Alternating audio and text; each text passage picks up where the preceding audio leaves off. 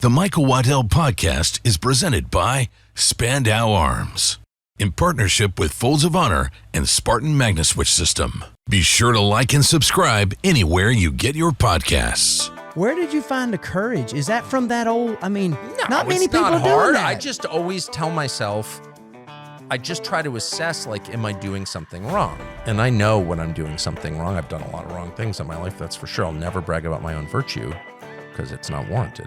And it's not a crime to ask people questions. It's not a crime to talk to people. I'll talk to anyone I want because I'm a free man. Correct. And I'm just not going to accept the premise that they push on you, like, oh, you're not allowed to do it. Well, says who? Who are you exactly to tell me what to do?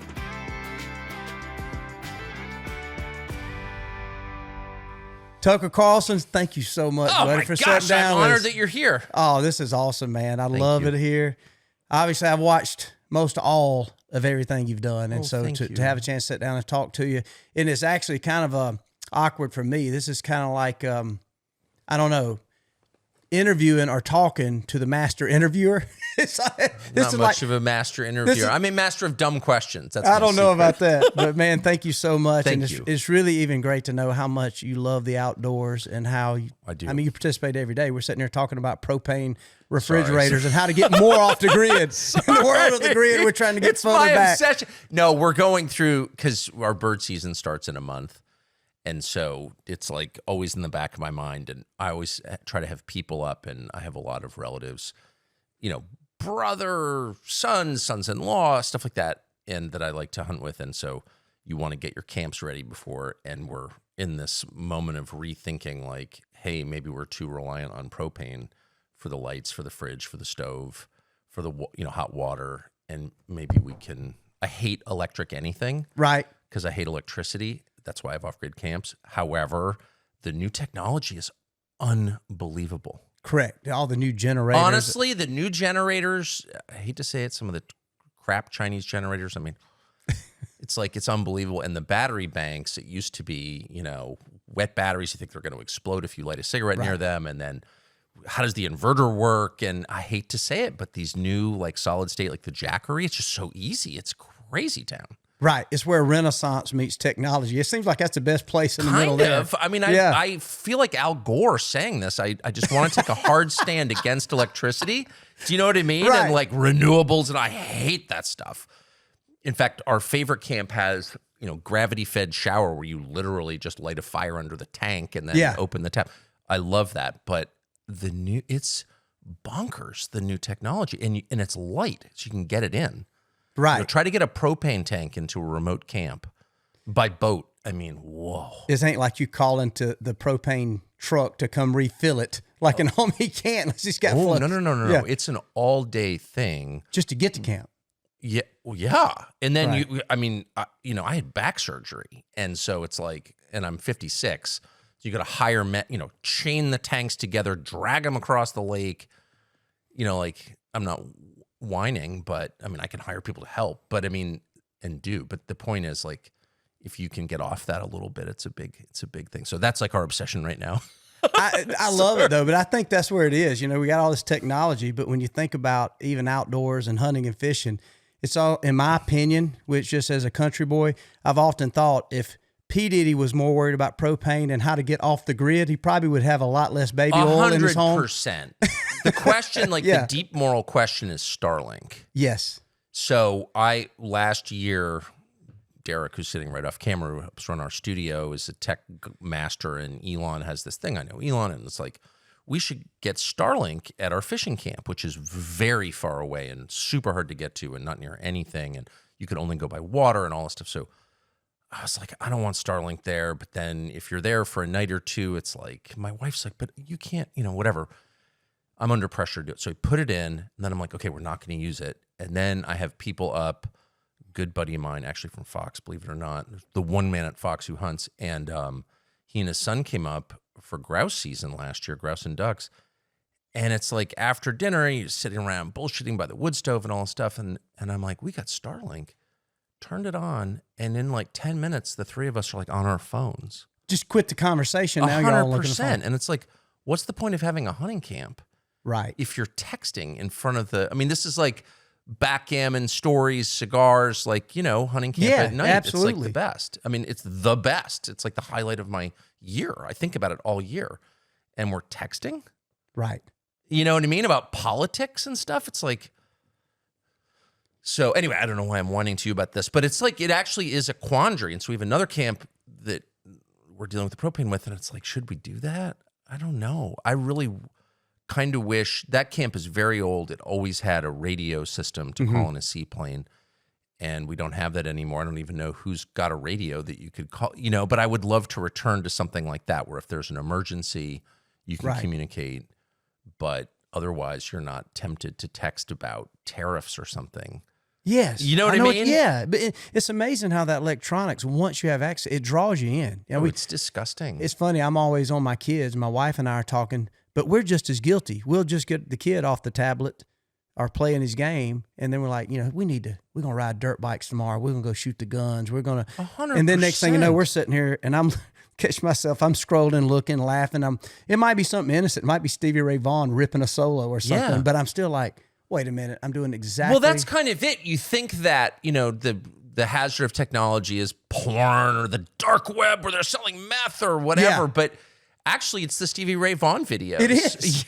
It's to back up, Terry. 100%. If you saw the videos I watched, they're all kind of bizarre, but they're like totally wholesome. Like I love, water-powered sawmill videos. Yeah. I just think they're amazing machines.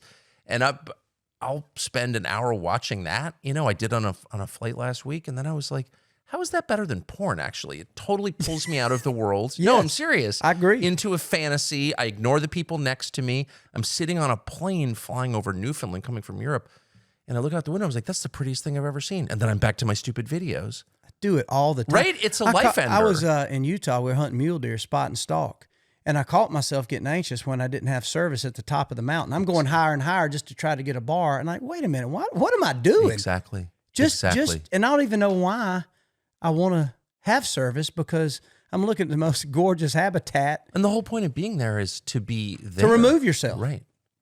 I don't know. It's crazy. That kind of is the point of hunting and fishing for me, is just to be fully involved in God's creation and just like not be somewhere else, to be really present where I am, with the smells and my dogs, especially, and the trees and the birds and the fish. And I don't know. I mean, I'm not saying anything original or even interesting, but I'm just amazed that I'm so susceptible to it, since I'm like fanatically anti-technology. Like I'm totally on leaving the violence out of it, but I'm on the Unabomber side, like 100%. Right. I think technology is destroying people and our civilization. And so given that I have those views, I won't even allow an electric coffee maker in my house. We have hand grind coffee makers. No way, that's so cool. 100%. I have one right there. Just to make the point, you don't need electricity for everything. Like, stop. Correct. This is only 100 years old. People thrived and wrote, the greatest books that have ever been written without electricity. Like, we don't need this, actually.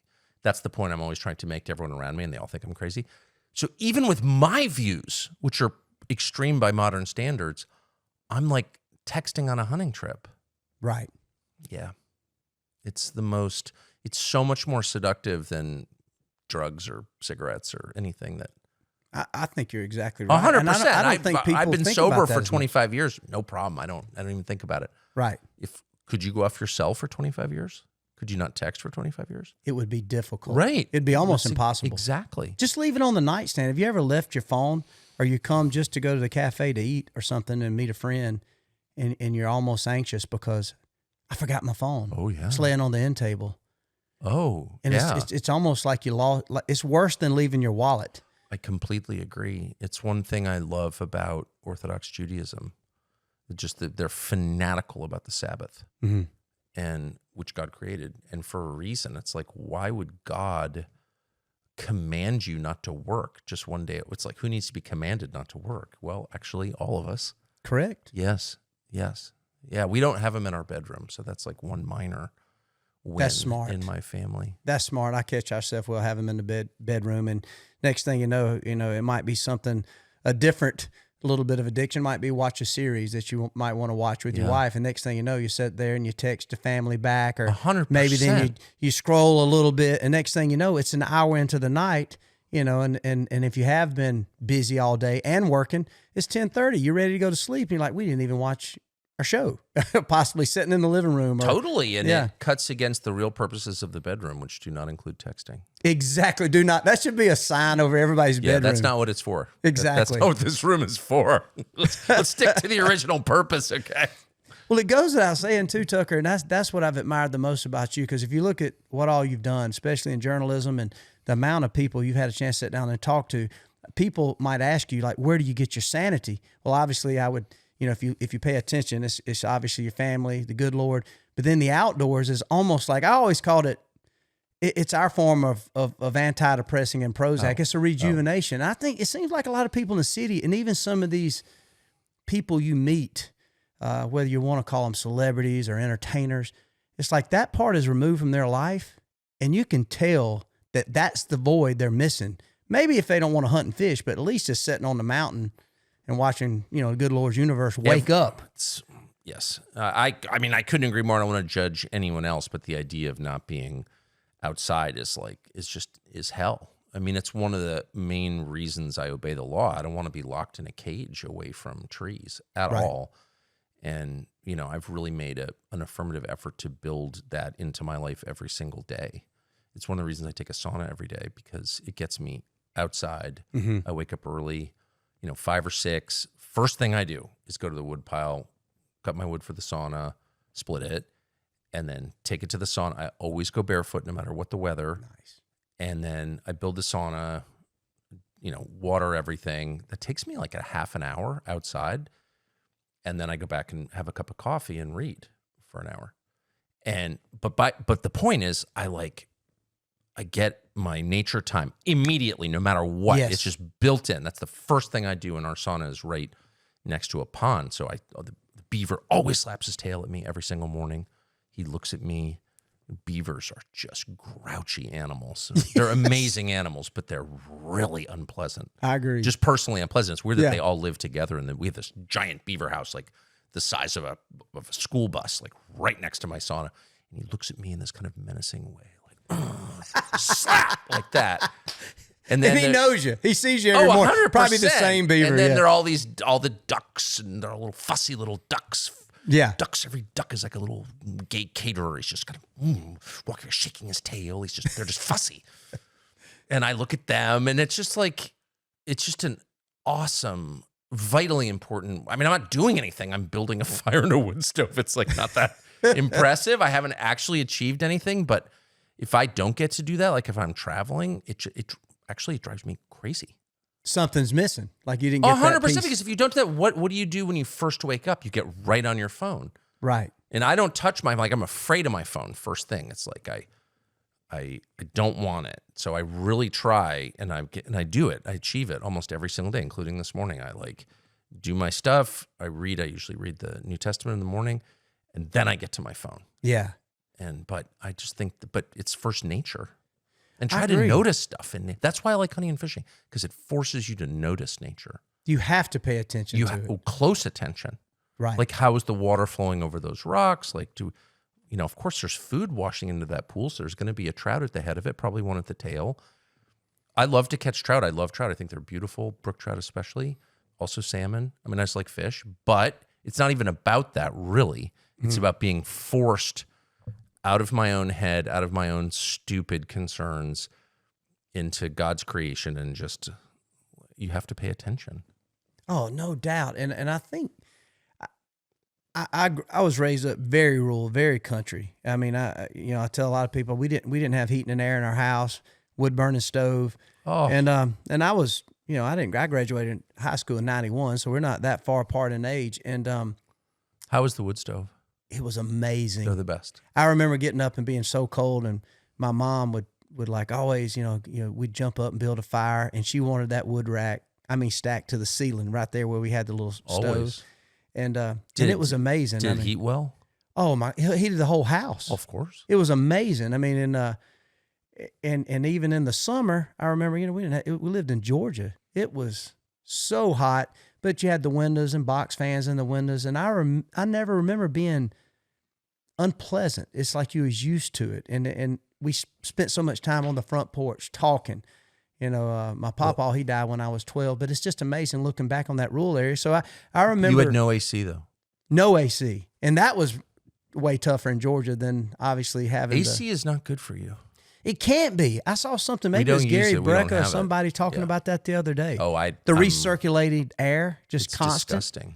I don't like any kind of forced air system. We have radiant heat, period. Right. And we have no air conditioning. And we sleep with the door open every night until like mid-November or something. But it's not good. And it makes me snore like an animal. And so yes. And probably should, stop eating pizza. That would also help. But it's we'll give up AC before pizza. Yeah. But it's not just that. Right. If I lost 20 pounds, I'd still snore right. with air conditioning. I think that's true. What does that tell you?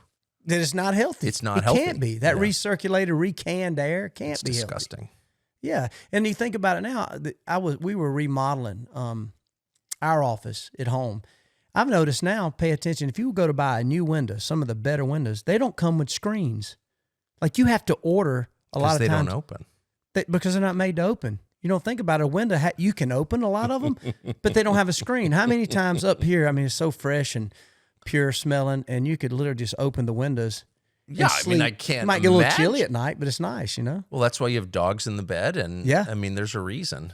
You dang right. You got to snuggle with that lady and get the dog right there on your toes. We had a dog once who, had a million dogs, but we really love this dog, a female Springer Spaniel. She was like 14. She was incontinent, and so she'd have to go out like 20 times a night. So we had to sleep with the door open. And we're in Maine, and it was like mid-November, and I remember waking up. My wife had a water glass next, but it was totally frozen. And one of our dogs got fully under the covers between us, like fully, like head, 100%. It's your feet under the covers. No, right between us, like fully under the covers. And I was like, I think the dog's going to smother. Nope. And the dog just radiated spaniel heat all night. And you can see why the phrase 3-dog night was like, 3-dog night. 100%. That is so cool, man. Oh, it was the best. I often wonder, because I've got a lot of friends, and first of all, nothing wrong with the city. Growing up rural, I remember the first time I ever went to a big city, and we went to these nice restaurants, and we were hanging out, and just the different amenities the city had, and just like you could go to a show or a Broadway show, and there's nice things. But I remember immediately after a day or two in, I was so ready to get back home. And then I thought, the friends that brought me there, this is home. They never leave it, and me getting a chance to experience their home in these big cities where you got the public transportation, you jump on. I've often wondered, how does that not get old to them? Crazy with boredom? There's literally nothing to do. And it seems that leads to so many where the demons jump on you. I completely agree with that. There's nothing. From my perspective, there's nothing to do. It's just boring. And I've been to most big cities in the world, and there are a bunch of them. Not a bunch. There are a few of them I like. Tokyo's an amazing city. Riyadh's a great city. Doha's a great city. You can think of great cities that you like. Rio's a sort of great city, but whatever. There are cool cities. Helsinki, Finland, but after you've been to all the restaurants and kind of walked around and seen the 19th century architecture, it's like the problem with cities is everything is done for you. Mm-hmm. There's nothing to do. Right. If you live farther out, you have, I don't really have chores, I guess, but there are so many things that you do, like physical things that you do. I always water the plants. My wife has a big garden, waters the lettuce, whatever, you know what I mean? Like I build my sauna fire. I'm trimming a bunch of cedar this afternoon, whatever. There's just activities. Right. And in a city, I don't know. You just call up, it's delivered, and that's great. I'm all for convenience. I can be very lazy, but I just find it incredibly boring. I agree. What do you do in New York City? I was stuck in New York City for 4 years on the weekends working. I never figured out what people do. Buy things, I guess. I'm not that interested in buying things. I don't know. I never figured it out. Have weird sex lives? I guess. But how much time does that take? I don't. Right. Exactly. You have to dream up and concoct stuff to entertain yourself, it feels like. I don't think I'm creative enough. I could never figure it out. I used to leave the city. I'd rent a car and go up and fish in Westchester County. Mm-hmm. But then, midwinter, all the streams are frozen. You can't fish. What do you do? Right.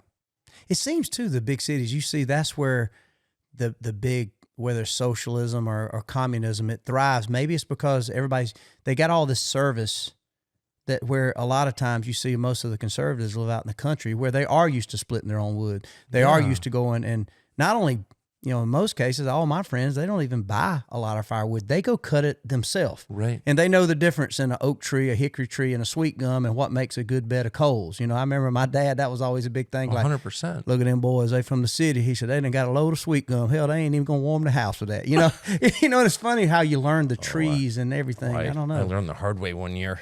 Did you cut your load? Yeah. No, I mean, I don't cut my own wood. Right. I just split. No, because, we burn 4 cords just on the sauna.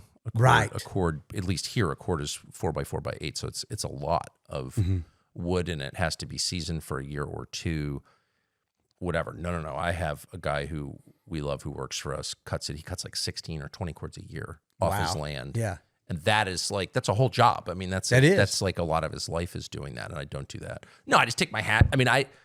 I take pride in the fact I don't use any kind of fire starter or kindling. I do it myself, just shave off whatever. You can build a fire, yeah. But the point is, one year I decided I'm going to cut my own wood for the winter for our fishing camp, and I went up there with my brother and my nephew, and I cut maybe half a cord, quarter of a cord, of hardwood that I thought would be great. It was maple. We've got a ton of maple on the property. I don't really like maple. I think it's kind of ugly. Right. And so I cut 2 maples. I bucked them. I split them. I left them to dry. We come back in January. I built a giant fire. Could not get that cabin, which is uninsulated. And It's a high ceiling. I couldn't get it above 40. I just couldn't. Just didn't get a bed stove of coals. Wide open, big stove. What we call a pre-Obama wood stove with no catalytic converter, any of that nonsense on it. It's just a straight pipe up, a huge run of pipes. So, you could burn a cinder block in the stove. It's an amazing stove. The Papa Bear stove, it's called. But anyway, I couldn't get the place warm. I couldn't get it warm. Right. To the point we were eating dinner in a hat. And our caretaker comes over the next morning and he goes, "Why is it so cold in here?" And he goes, "You're burning swamp maple." Well, there are all these, and I feel like I know a lot about wood. I love trees. And it's a totally different kind of, the BTUs off swamp maple, it's like burning cedar. Yeah. Yeah. It's funny you say that because I'm always coming here versus in Georgia. Yeah. And then we go to the Midwest. You'll have, say, your basic white oak or oak trees and stuff. But they're always change a little bit. We have a maple and maybe a poplar tree. Yeah. But it's funny growing up, my papa and my dad, they were always constantly like, this tree here this is good for cooking. Exactly. Or this is good That's for a bed of coals. And it's amazing how I don't know that that's being taught. We're teaching all this crazy stuff in it's school, so but they don't even know that. Here, this whole region, the northwestern part of the state, was all wood products. Mm-hmm. So it was dowel mills, turning mills, lathe mills to make round wooden pieces out of birch. So whether that was clothespins or spools for thread or whatever, pail handles, and then paper and dimensional lumber, but really paper. So paper is a mix of soft and hardwoods. People here, everyone was, up until pretty recently, connected to the wood products industry in some way, either directly or indirectly, cutting in the woods, logging, working at the mill. People can talk about wood for hours. They know wood up here. Oh, my gosh. Oh, absolutely. Yeah. That's biscuit wood. You put it in the cook stove. Right. It heats fast. It's not good for an overnight wood stove, but it's good to make your biscuits or whatever the wood is. Obviously, birch is great for saunas because it heats fast and hot and all this stuff, but people know a lot about wood. Hemlock, there's a ton of hemlock in this room. So, yeah, I was looking at all this. This here has a lot of, you could tell y'all had it sawed or actually it was sawed by a friend of ours on a sawmill. A lot of the wood you use depends on the price of the wood, which varies per species, of course. Like a black walnut, if you're making furniture, that's expensive wood. Or for sure. That's not really a thing here. It's mostly that's a South thing, yeah. I think you have all these we got a bunch of exotic hardwoods, but here, hemlock is not a hardwood, it's softwood, but it's pretty hard. It's like stairs are made out of it very often. And it was when we fixed up this room, hemlock was very cheap that season. So we got a lot of hemlock. Take the portable sawmill and get it rocking. Right. Yeah. Anyway. We're just getting started. Hold on. We got a little bit more coming after this. Spandau Arms was founded with a simple idea: The best part of hunting isn't the gear, it's the memories. From the first rooster rise of the season in the tall grass to the last second opportunity on the target buck as sunset closes in. Spandau believes firearms should be built to perform, priced to be accessible, and designed to become an essential piece of your hunting story. Their lineup includes field-ready shotguns and precision-driven rifles built for hunters, competitors, and recreational shooters who know that quality and dependability matter more than the hype. Born from the experience of American hunters and crafted by generations of gunmakers, each Spandau firearm is built for real-world performance in the moments that matter.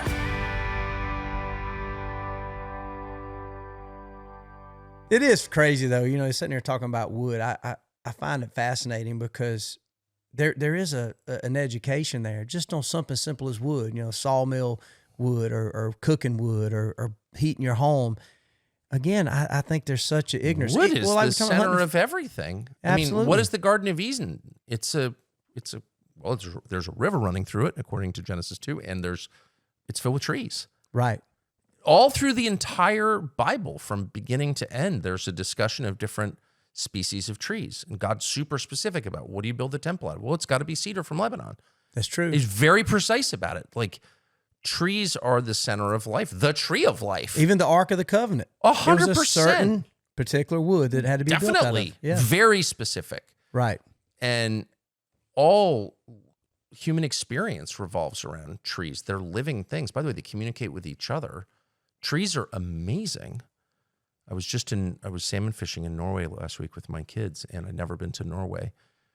And the first thing I looked for, even in the plane landing, we were in Western Norway in the middle of nowhere, and was Norway pine, which is common here. It's red pine.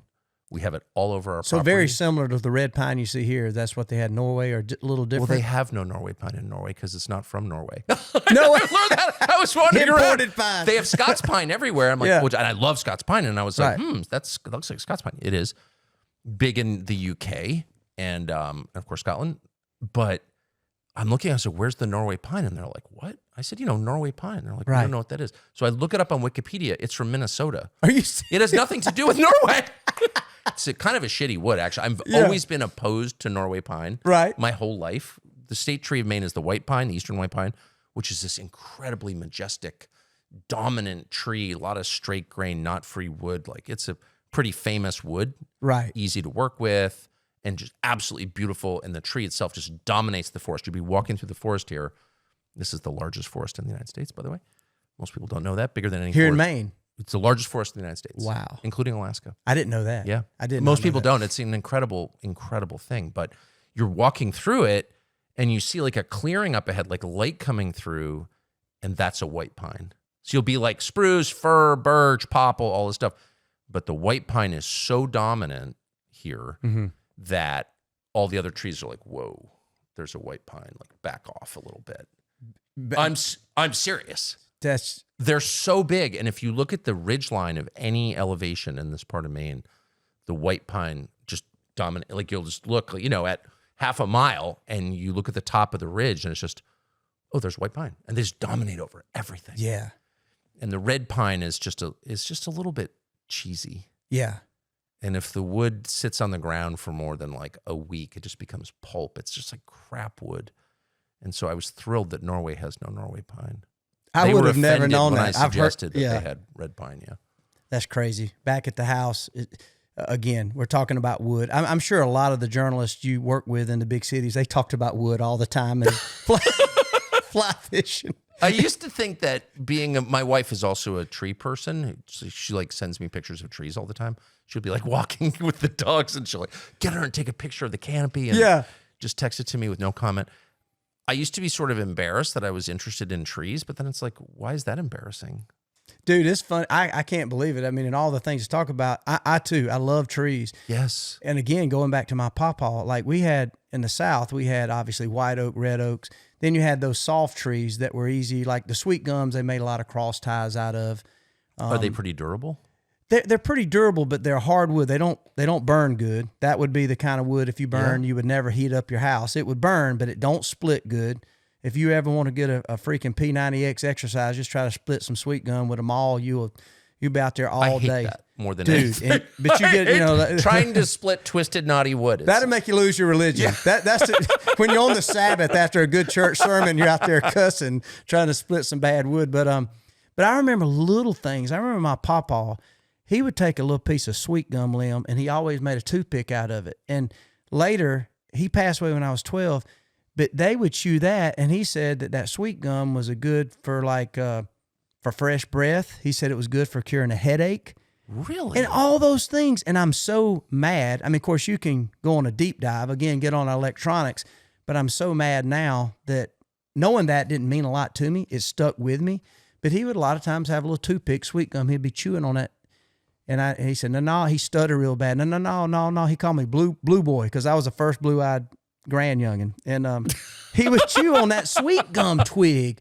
And he said it helped if you had a tinge of a headache and also to freshen your breath. And so I've later kind of went on a deep dive and looked at that. And I guess it goes back to the Native American days to where, again, that's just one particular tree. What does all this have for medicinal purposes? Again, you're right, but nobody thinks of that. Again, I get back to maybe we could have saved some of these crazy freaking people that's gone crazy in the cities. I always think of P. Diddy. That's the first thing that comes to mind. If we could have just took him fly fishing one time, maybe. I mean, seriously. I think it's interesting. I think it all goes back to the importance of physical reality. Yes. And I think that nature is just a reminder of that. And the deeper you get into it, you don't even have to be like eccentric or obsessive or whatever, but just noticing the things around you, the physical things around you. Yes. Is the first step toward wisdom and peace. That really matters. And when you kind of take people out of that into a world of ones and zeros, into the metaverse, they can so easily become disconnected from what matters and from reality that they start imagining they can change their genders or replace human labor with AI or whatever. Any of these obviously lunatic notions that any normal person would be like, wait, what? Cryptocurrency, it's not connected to anything. It doesn't physically exist. And yet you say it has value and everyone else believes you. And then they're, quote, billionaires because they own this imaginary thing that isn't actually worth anything. It doesn't even really exist. No previous generation would go along with that. They'd be like, wait, what? You know what I mean? 100%. And you don't have to be the most intellectually smart person to instinctively 100% know this is true. 100%. Dude, yes, exactly. It's like, and you see that a lot in the universities where they're always like, well, what's your degree? And it's like, man, I don't have a degree. I just spent a lot of time in the woods. And there's a difference. I've often thought there's a difference in human nature and nature. It's almost like, obviously, humans are from nature, but if you pay attention to everything going off around you in a nice bubbling brook or stream or on a mountainside, and you see the natural progression of what is, you realize you ain't going to bully nature. If anything, it will raise its head and bully us. And so some of the stuff that comes out of that we say in perversion or these different things, and we'll say, well, it's nature. You was born that way. And I say, no, I don't see the elk acting the same way. Well, that's exactly right. And all of those lies that are told to us and that we tell to ourselves are all the products of the same lie, which is hubris. I have godlike powers. I can shape the world to my will. They're an overestimation of your own power. And that's possible if you live digitally. You can tell yourself, I have dominion. But if you're connected to nature, you're immediately reminded that that's all fake. You have no power, actually. That's exactly right. Can you extend your life for a single day? No, you can't. Actually, you have no power. You didn't cause your birth. You can't forestall your death. I agree. You are totally powerless on the questions that really, really matter. You can make important decisions along the way. You can make wise decisions, foolish decisions, whatever. But that's within the parameters set for you by God. You're not in control. I agree. And I'm reminded of that all the time. You can't walk into a blizzard naked and survive. No. Period. You may be like, well, I can do that. You can convince yourself, but nature will quickly correct you, on pain of death. And so anyway, and then also what I'm always reminded of is how fast things go. Mm-hmm. Like the human life is just a blip. Oh, it's Like that. where we live, the landscape was formed by the glaciers, which were here we think about 11,000 years ago. And where we're sitting now was like 2 miles under the ice. Wow. Yeah. And here it was this is one of the last places in the continental United States the glaciers were treated. We had caribou here 100 years ago. I mean, this is like, it's all kind of new. And you can tell by the landscape, it's just raw. It's like, Correct. wow, there was like, you walk through the woods here and you will see enormous truck-sized boulders like sitting atop another boulder in the middle of the woods. Yeah. And that was basically just left there by a glacier. Right. And you realize like your lifespan is just not even, if you graphed it out, you couldn't even find it. It would be that tiny. Like you're just not significant compared. Just a grain of sand, as you hear people say. It's true. Not even that, really. We would always say, we lived for most of my life here. Our family house was on an island here. So you'd have to go by boat, obviously back and forth. And I would get off work when I worked for Fox, my studio was in this barn, and I would go home by boat. And it'd be at night, and in the colder months, it'd be freezing, and you go across the water, and the stars here are out of control because there's no light pollution. Right. And I would always say to my wife, like, it kind of freaks me out looking up when we're here because I'm starting to get the impression that I'm not the center of the universe. Yes, I And understand I do that. banish those thoughts immediately because they're so distressing. And I feel like if you just spent 5 minutes a day looking at the stars, you would have more perspective on your own power. It's humbling. Well, that's the Very point. humbling, That's isn't the it? point. Humility is the key to wisdom. That is what's cool about nature. I remember, again, last week we're in Utah, mule deer hunting. So you get into these high points to try to find deer, spotting scopes, and you look over and there's a seashell. Seashell on a mountain in Utah. And I'm thinking, I bet Al Gore found this one. He left it here for me. But I'm thinking, again, that's that almost like you go dizzy headed, like, oh my God, I'm so small. This was this was part of the ocean. Yes. And again, you don't have to read about it. I didn't read about Utah being underwater. I know it was. Why is all these seashells here? Obviously, it's such a humbling lesson. 100%. And then to look out across and thinking about how deep was the mountaintops underwater, much less the valleys. Oh, yeah. It's like scary. It is scary. And there, there's a lot. It's like some of the explanations of geology and of the Earth's history and certainly of human history are just so clearly false, but whatever, leaving that aside. The other thing that I've never hunted in Utah, only fished. So I don't know what it feels like to spend the night on a mountaintop for mule deer in Utah, but I definitely know what it feels like to spend the night in the woods here. And there's some spooky shit in the woods here. We don't Here's have especially, I think, Big the time. deep woods here. big time. If Bigfoot's alive, he's here. There's some spiritual stuff going on around here. I agree. And people have written about it for hundreds of years, particularly this part of Maine. And there's a section, not even a mile from right where we're sitting here that I grouse hunt there's a logging road through it.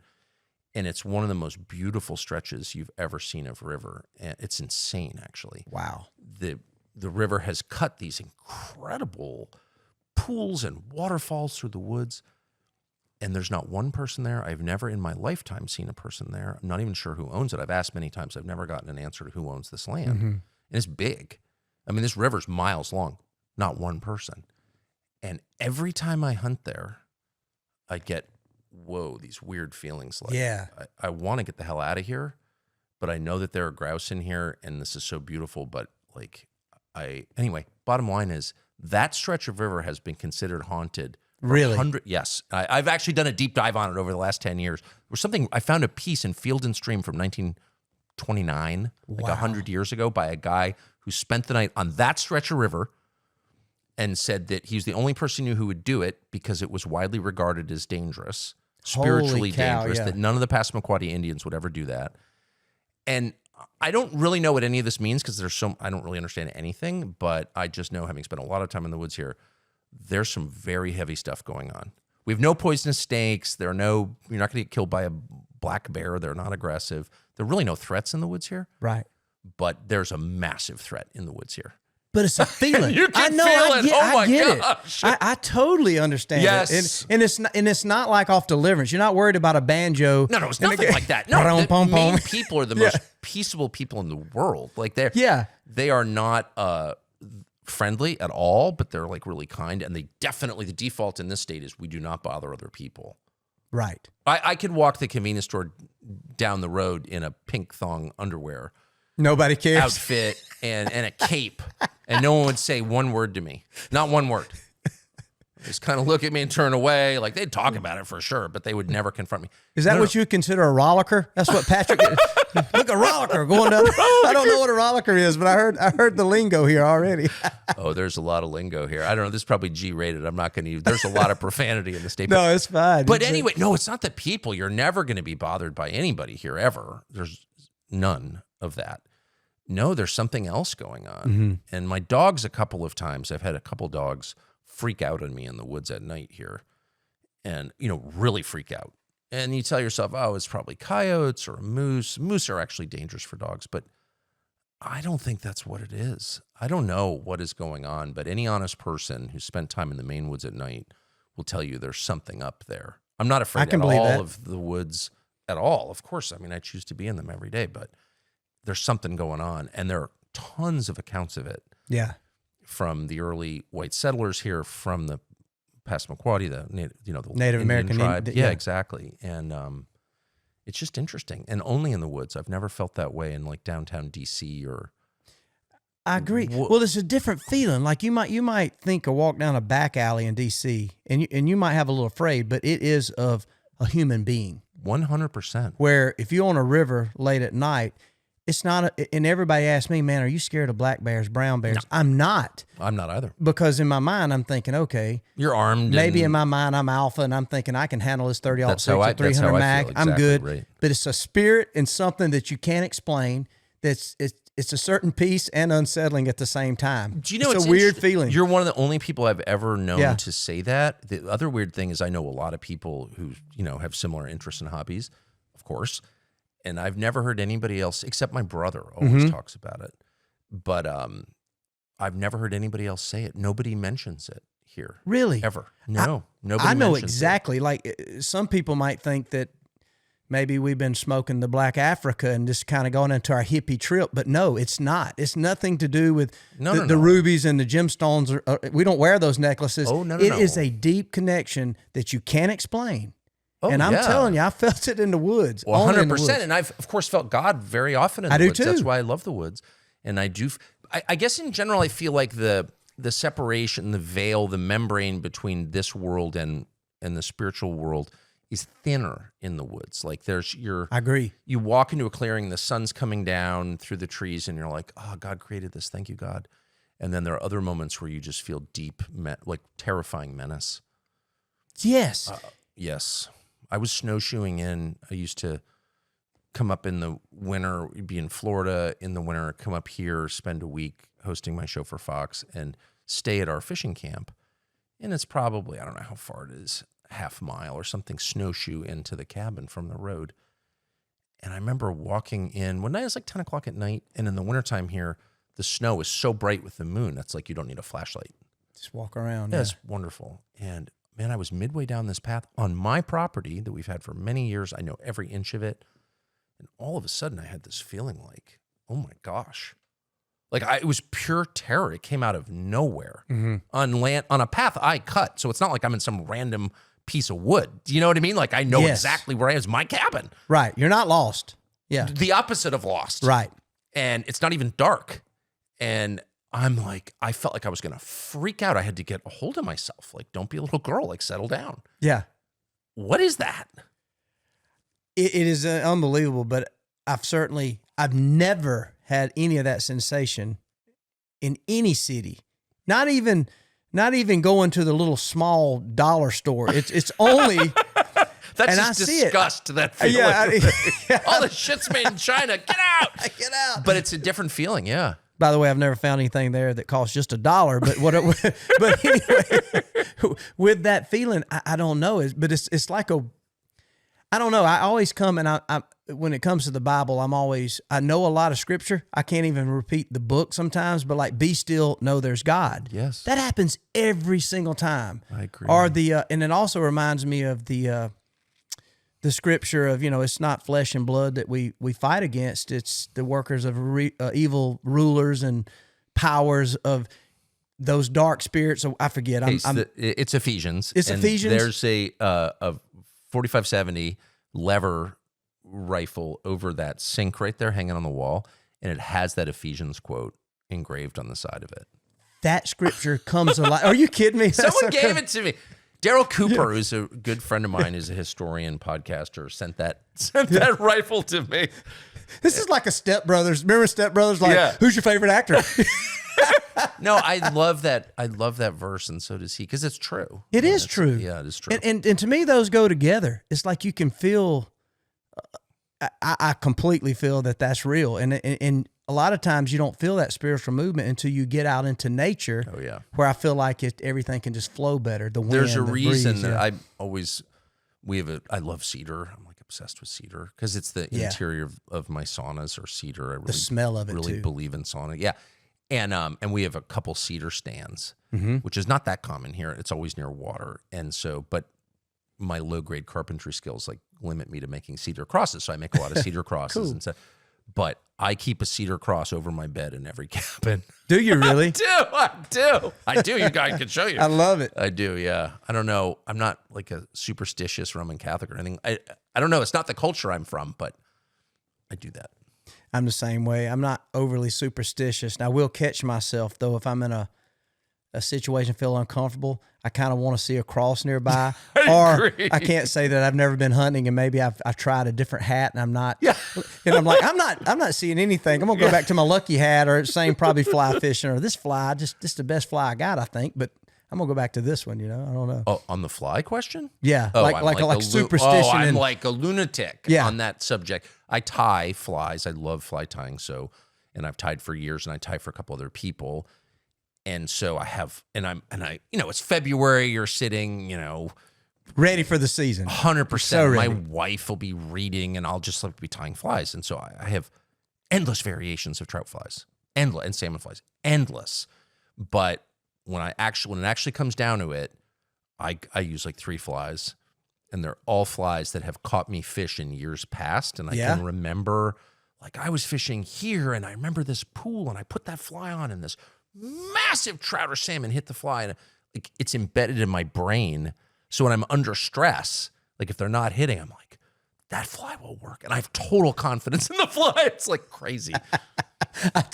I do. And don't you get kind of mad? Like, why? I don't want to be superstitious, but then I'll become superstitious in that. Oh, or like it's the vibe. Like, it's just like burned into you or something. If I catch I could tell you long, incredibly boring stories about specific flies that have caught specific fish like 20 years ago. And I'm still thinking about that moment. It's just like such a powerful, I don't know. I guess you could like reduce it to brain chemistry and say there was like a dopamine rush or something. I don't know what it is, but man, certain flies, and I'll see it in a fly box and I'll just be like, oh, Snake River, Idaho, 2011. I caught a massive cutthroat on that or whatever. You know what I mean? Yeah. Well, fly fishing is hard. What specifically do you love about it the most, Tucker? I mean, I could go on forever, but there are a couple things, I love the places. Mm-hmm. I love the fly cast. There's something about, the kind of the parabolic movement of a fly rod that keeping the line in the air, the whole idea that you're casting not the weight of the lure, but the weight of the line. I just find it mesmerizing. I mean, I can stand on my dock and fly cast. In the last maybe 10 years, I've gotten really interested in double-handed casting, spay casting or skagit casting. It's basically a kind of slightly more complex roll cast with a big double-handed rod. That's what we used in Norway last week for Atlantic salmon. But we have a camp on a pretty big river here. And of course, like every fly, I fished the same stretch of water for, many, many years. And so, it's hard to catch fish in Maine. So always imagined that if I could get all the way across to the pool on the other side, and it's literally the fastest, it's got the biggest vertical drop of any river east of the Rockies, this river that we have a camp on. So you don't want to fall in, like you could drown. You can't really wade it where I like to fish. And so but it's pretty fast moving, obviously. It's very fast moving. Yeah. I mean, it depends on the time of year, but like May and June, which is trout season here, it can be scary. Yeah. You know, so you're fishing from you don't a want to rock. fall in, yeah. Absolutely not. Right. And so I have this like obsession in my head that like that pool is where the big brook trout are. I know there's going to be a big salmon right there. I have no idea if that's true. I can't get over there. Mm-hmm. So I ended up getting into spey casting with the idea that if I could just cast across the river, hasn't worked yet. But anyway, the point is I love the cast and I'm not super coordinated. I'm left-handed, right-eye dominance. I'm kind of dyslexic. So it's like, I'm not a natural athlete at all, but I'm a good fly caster just from repetition. So I love that. I love the place and I love the people I fish with, of course. And I don't fish with, I'll talk to anyone. I love talking to people, meeting people. I do it for a living, but I don't want to hunt or fish with people I don't know intimately well. Right. It's too personal. It's not quite I agree. sex, but it's like the next. It's definitely the next brother ring of intimacy. You know what I mean? I know what you mean. Yeah. I am not, and people are constantly like, "You ought to come here with me." And it's like, I like you, but I don't, want to share a sauna with you at hunting camp. So. Or something. I don't know. It's just too intimate. So, but anyway, I hunt and fish with the same people. I'm related to almost all of them. We grew up doing it in my family, so it's very much a family activity. Mm-hmm. Every male, I have a ton of daughters. They're all marrying men who are interested in that kind of stuff, which I'm so grateful to God for. That's such a great feeling there. It's unbelievable. Yeah. I fished with a couple of them last week for salmon, and I'm just really feel blessed. I'm on stream side. We went to this salmon pool. It's like ridiculously beautiful. I really just try and fish in Maine now. I try not to leave Maine just in general, but we did take this trip to Western Norway, and there's really no one there, and it's incredibly beautiful, just incredibly beautiful. And the salmon pool, which is at the top of a fjord leading into the ocean, many miles up the fjord, and the salmon come up to spawn. It's just like so picturesque. It's like out of a movie. And we got there one morning at dawn, big fire going streamside, coffee and Norwegian muffins, and with all the men in my family, standing there in down jackets, it's freezing. Right. And I just thought, I don't think I've been this happy like in my life. It makes me emotional. Just peace. Oh, yeah, and like your Complete family peace. and like. I definitely grew up, with no females in our family. I grew up with my dad and my brother, and there was definitely a feeling, often expressed, that like these activities are not for women. Mm-hmm. They're just not. And my father was very pro-woman and really loved women, quite a bit actually. We all do. Yeah, well, anyway, but he had a very strong belief that like it's not the place for women. I mean, I remember as a kid going on duck hunting a lot. We went on a duck trip, and somebody brought his wife on the trip, and the whole thing was just like, I can't believe he did that. Like, that's just shocking behavior. Bring a girl on a duck trip. Like, what are you doing? What are we doing? Yeah. Get your household under control. And it's been one of the incredible changes in my life. I have not gotten more liberal as I've gotten older, just the opposite. However, I have a daughter-in-law, I don't want to embarrass her, but who comes on the trips and is a good fly fisherman and a really good wing shot. A daughter-in-law. And it's just I just love it. Right. I love it. I can't believe my father's gone. He loved her, so I don't think he would be against. I never told him. Right. She would come on trips with us because it was like, he was too old. It was like too much to get into his head. But it's been a real blessing. I have a daughter who's a great shot and a really good double-handed caster. Mm-hmm. And it's kind of I'm like, I can't believe this. I mean, I was fishing with this one daughter. I won't name any of these people because it'll embarrass. They'd be horrified if they knew I was talking about this. But I was standing streamside and I watched this one daughter who was there with her fiance, and she just picks up this double hand. It was like a 8-weight with a 250 grain line. I mean, it's a big fly rod, right, 14 feet long. Picks it up, gets it in the air, and just shoots it right across this pool. And I'm like, that's like the prettiest thing I've ever seen. Just a pro cast. Dude. Boom. Yeah. And then sticks a salmon, a big salmon. And, No way. oh, yeah. Lands it. I'm like, Like, did Outdoor Channel just so get to happy. tell me we had a cameraman in the pine no, tree? no. There's one thing my family doesn't like. It's, Don't want to be videoed. no. Yeah. No. They're totally opposed. They've always been. They never really mentioned my job. And but they all disapprove. Yeah, they don't want to be on video. They Yeah. don't know. Yeah. Anyway, so yes, there are so many things I like about it, but nature, family, beauty.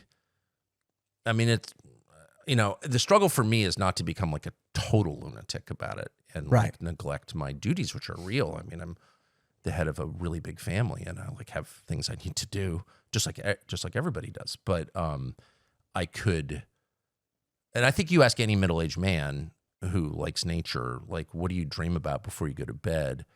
And it's definitely not banging some stripper. I mean, No, it's not. No, that whole thing. If it is, then obviously that's where the devil gets into. For sure, but I Yeah. actually feel like the temptation. It's not even that I'm like such a virtuous person that I'm not thinking about strippers. It's the Right. the nature of the temptation changes, and actually, it is unhealthy. Like in some way, I perceive it as unhealthy in myself.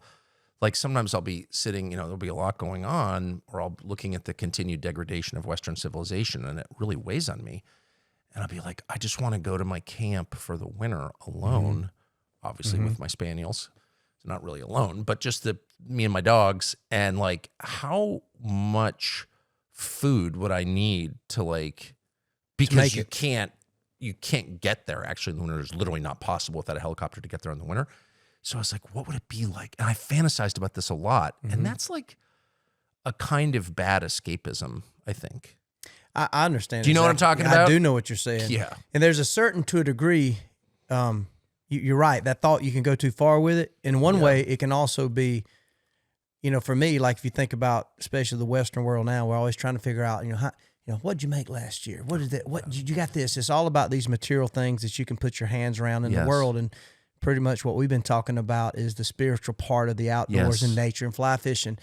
And I often have thought, and I've said this probably too many times, but I have thought deep on those type of things. It reminds me, if you were to lose it all, you might gain everything if you got that. Meaning those simple things are sometimes the most peaceful. Oh, by far. And so, in the rat race of the world, and I know you've lived the rat race. Well, I certainly have. And but I do think that we are called to be useful.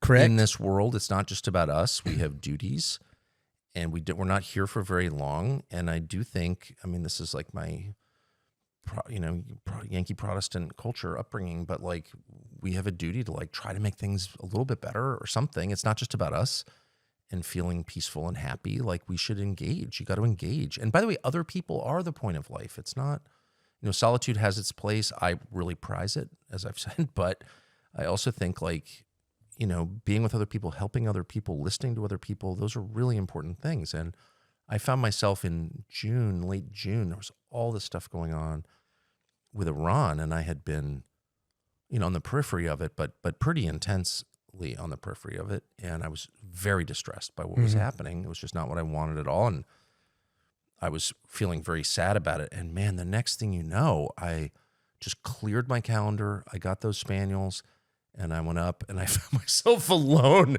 at our camp. And it was just at the end of trout season here, which is a pretty hard ending because it gets warm and the trout go deep and whatever. It wasn't even about the fishing. It was about, I had a million chores in my head, which seemed so important to me to do.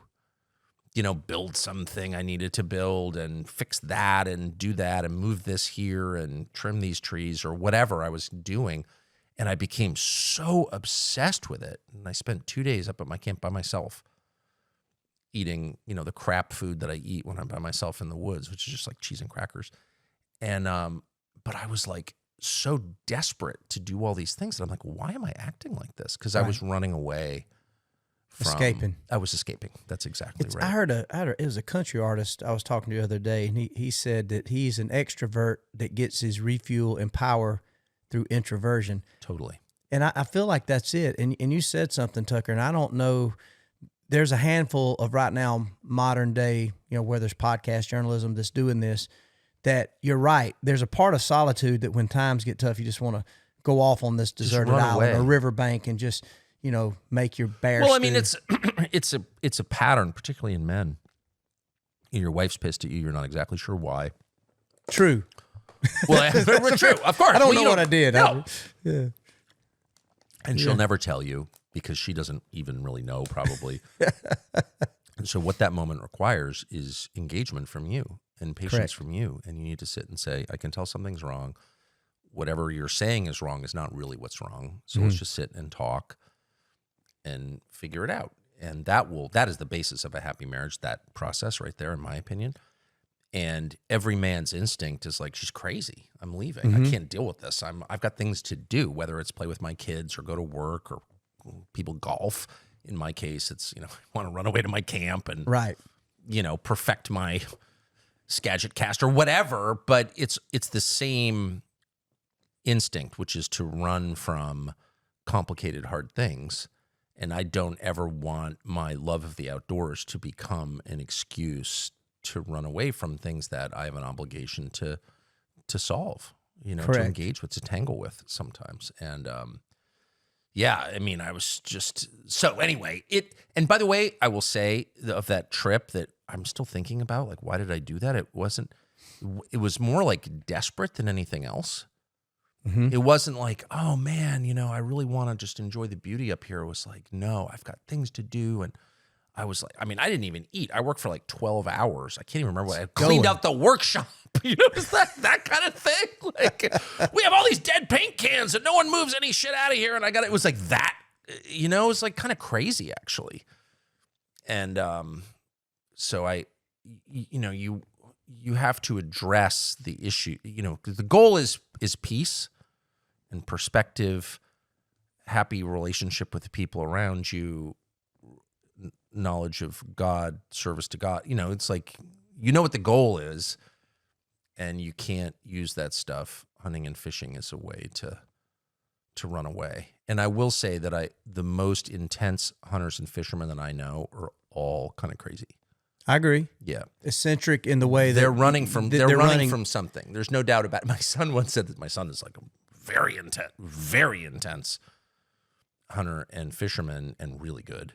If I can brag, you should raised you him should, doing yeah. it. He can keep an entire fly line in the air. Holy cow! Yeah, he doesn't miss grouse, which is really a hard game bird, like ridiculous in my I opinion. would starve to death if y'all had. Oh, Mo, I can't. I totally agree. Especially the rough grouse. Them dudes are up like, I think I saw one. I didn't shoot it. They're gone. Dude, I hunt every day. We can't hunt in Maine on Sundays. Maybe on your own property. Let's not even call Ted. We're not even going to go there. Let's not call Ted Nugent on that one. So anyway, I do try to take my dogs every single day and hunt. And last season, I think I might have shot a box of shells. Wow, yeah. Yeah, it is like, and I don't have pointing dogs. I just have flushing dogs. And grouse are so jumpy. Yeah. And my dogs are, not to brag, but I think very good and very responsive. And this is their 5th season this season. They're young, but they're really, really good. But it's just grouse. Like, they just jump. Gone. And anyway, so my son's very good, excellent sportsman. But when he was like in high school, he said to me, everyone who's really into this stuff is crazy. And I was like, yeah, that's kind of the point.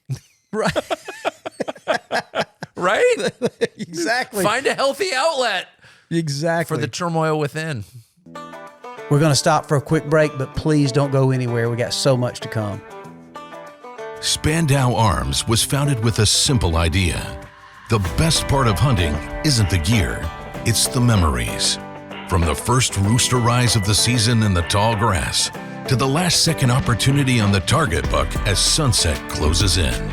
Spandau believes firearms should be built to perform, priced to be accessible, and designed to become an essential piece of your hunting story. Their lineup includes field-ready shotguns and precision-driven rifles built for hunters, competitors, and recreational shooters who know that quality and dependability matter more than the hype. Born from the experience of American hunters and crafted by generations of gunmakers, Each Spandau firearm is built for real-world performance in the moments that matter.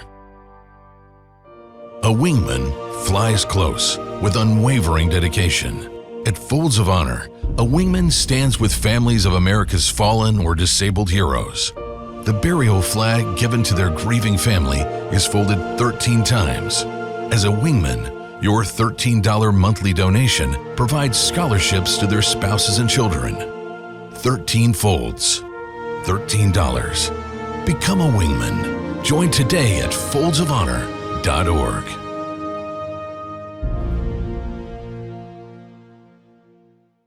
You said something, though. You was talking about, you're right. You can't just go into solitude and live there. And it seems like that's because there's important things to do and you get convicted. And you can tell, I mean, the people that you've had a chance to talk to, Vladimir Putin, you've talked to the president of Iran, or that's a conviction of like, I can't just stay in fish camp. No, I you're can't right. just stay. It eats at you.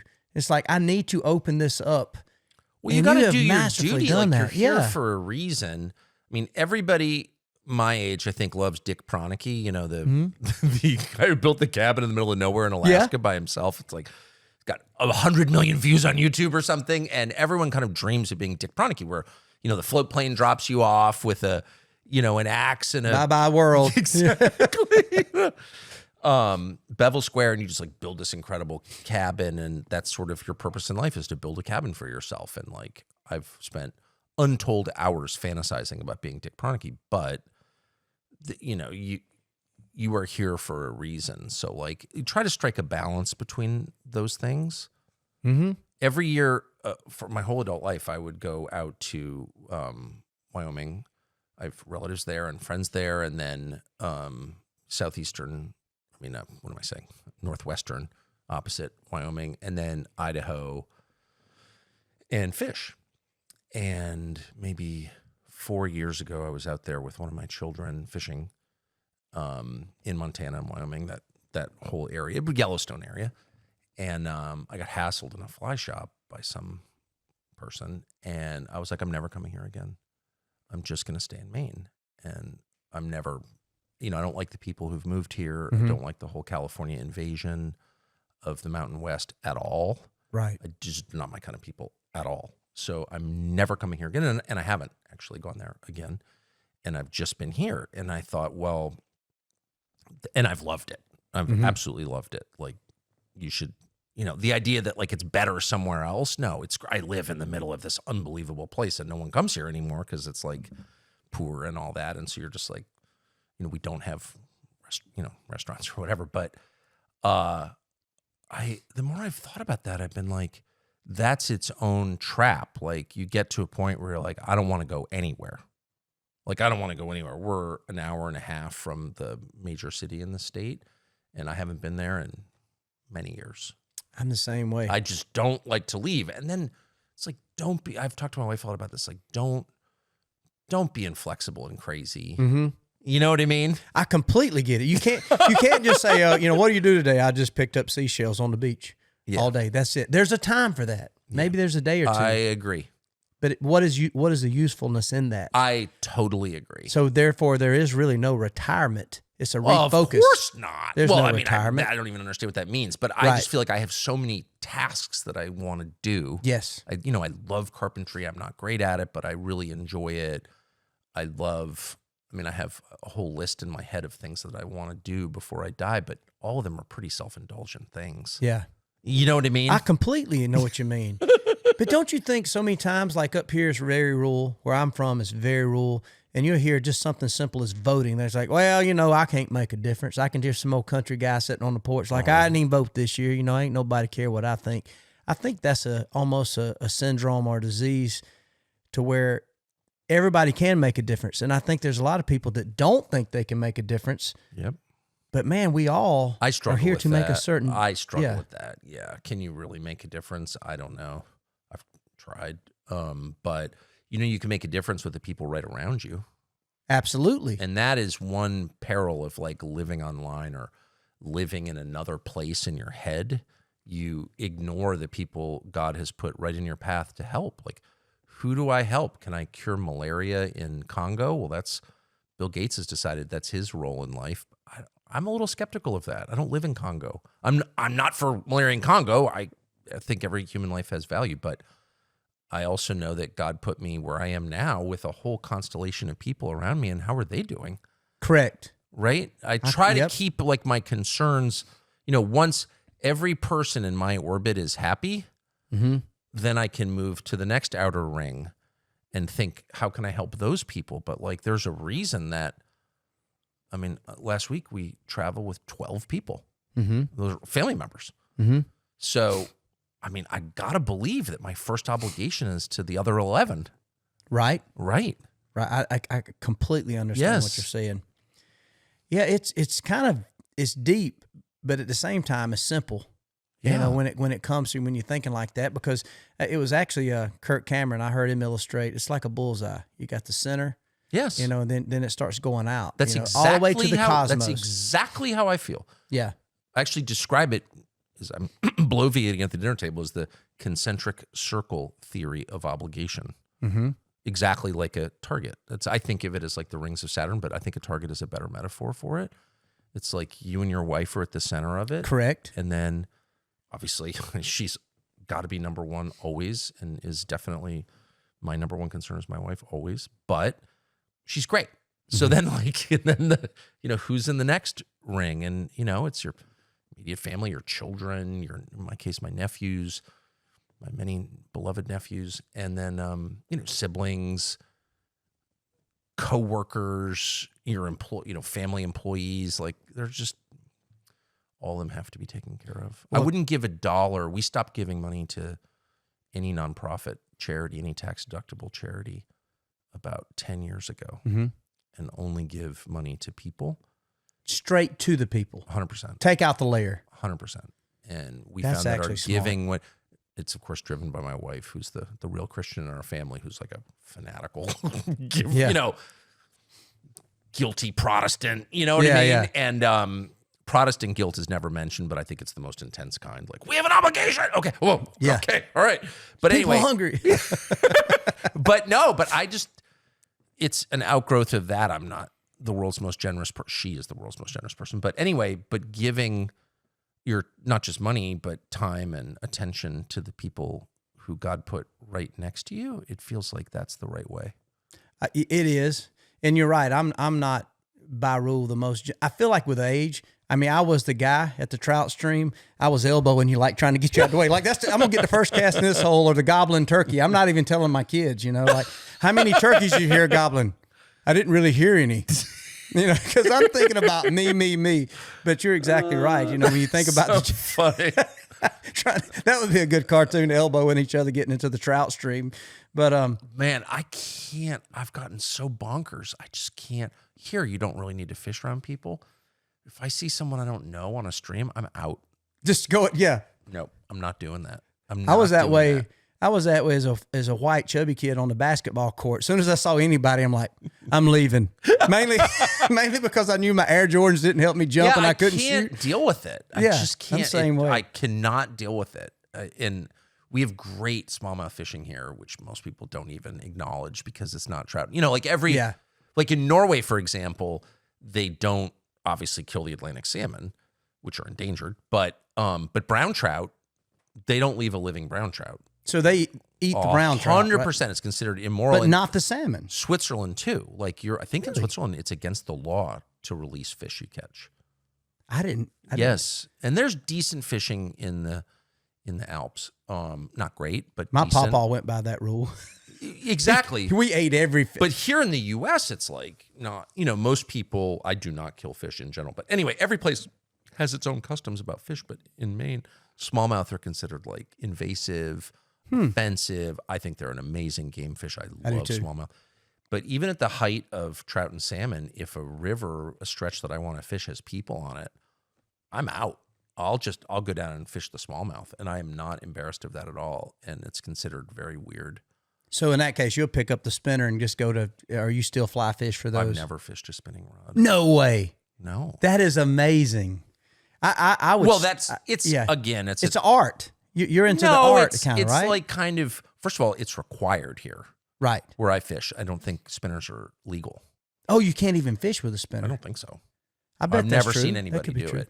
But this is one of those rare places. There used to be places out west like this where fly fishing is not just rich people. That it was the way to fish, or the Well, only it's the way required to fish. way here. So there you've got people who work in the mill or whatever. Everyone fly fishes. Yeah. Period. It's not. That is one thing I don't like about fly fishing. There's some seriously douchey people involved in fly fishing, which makes me sad because it's such an amazing thing.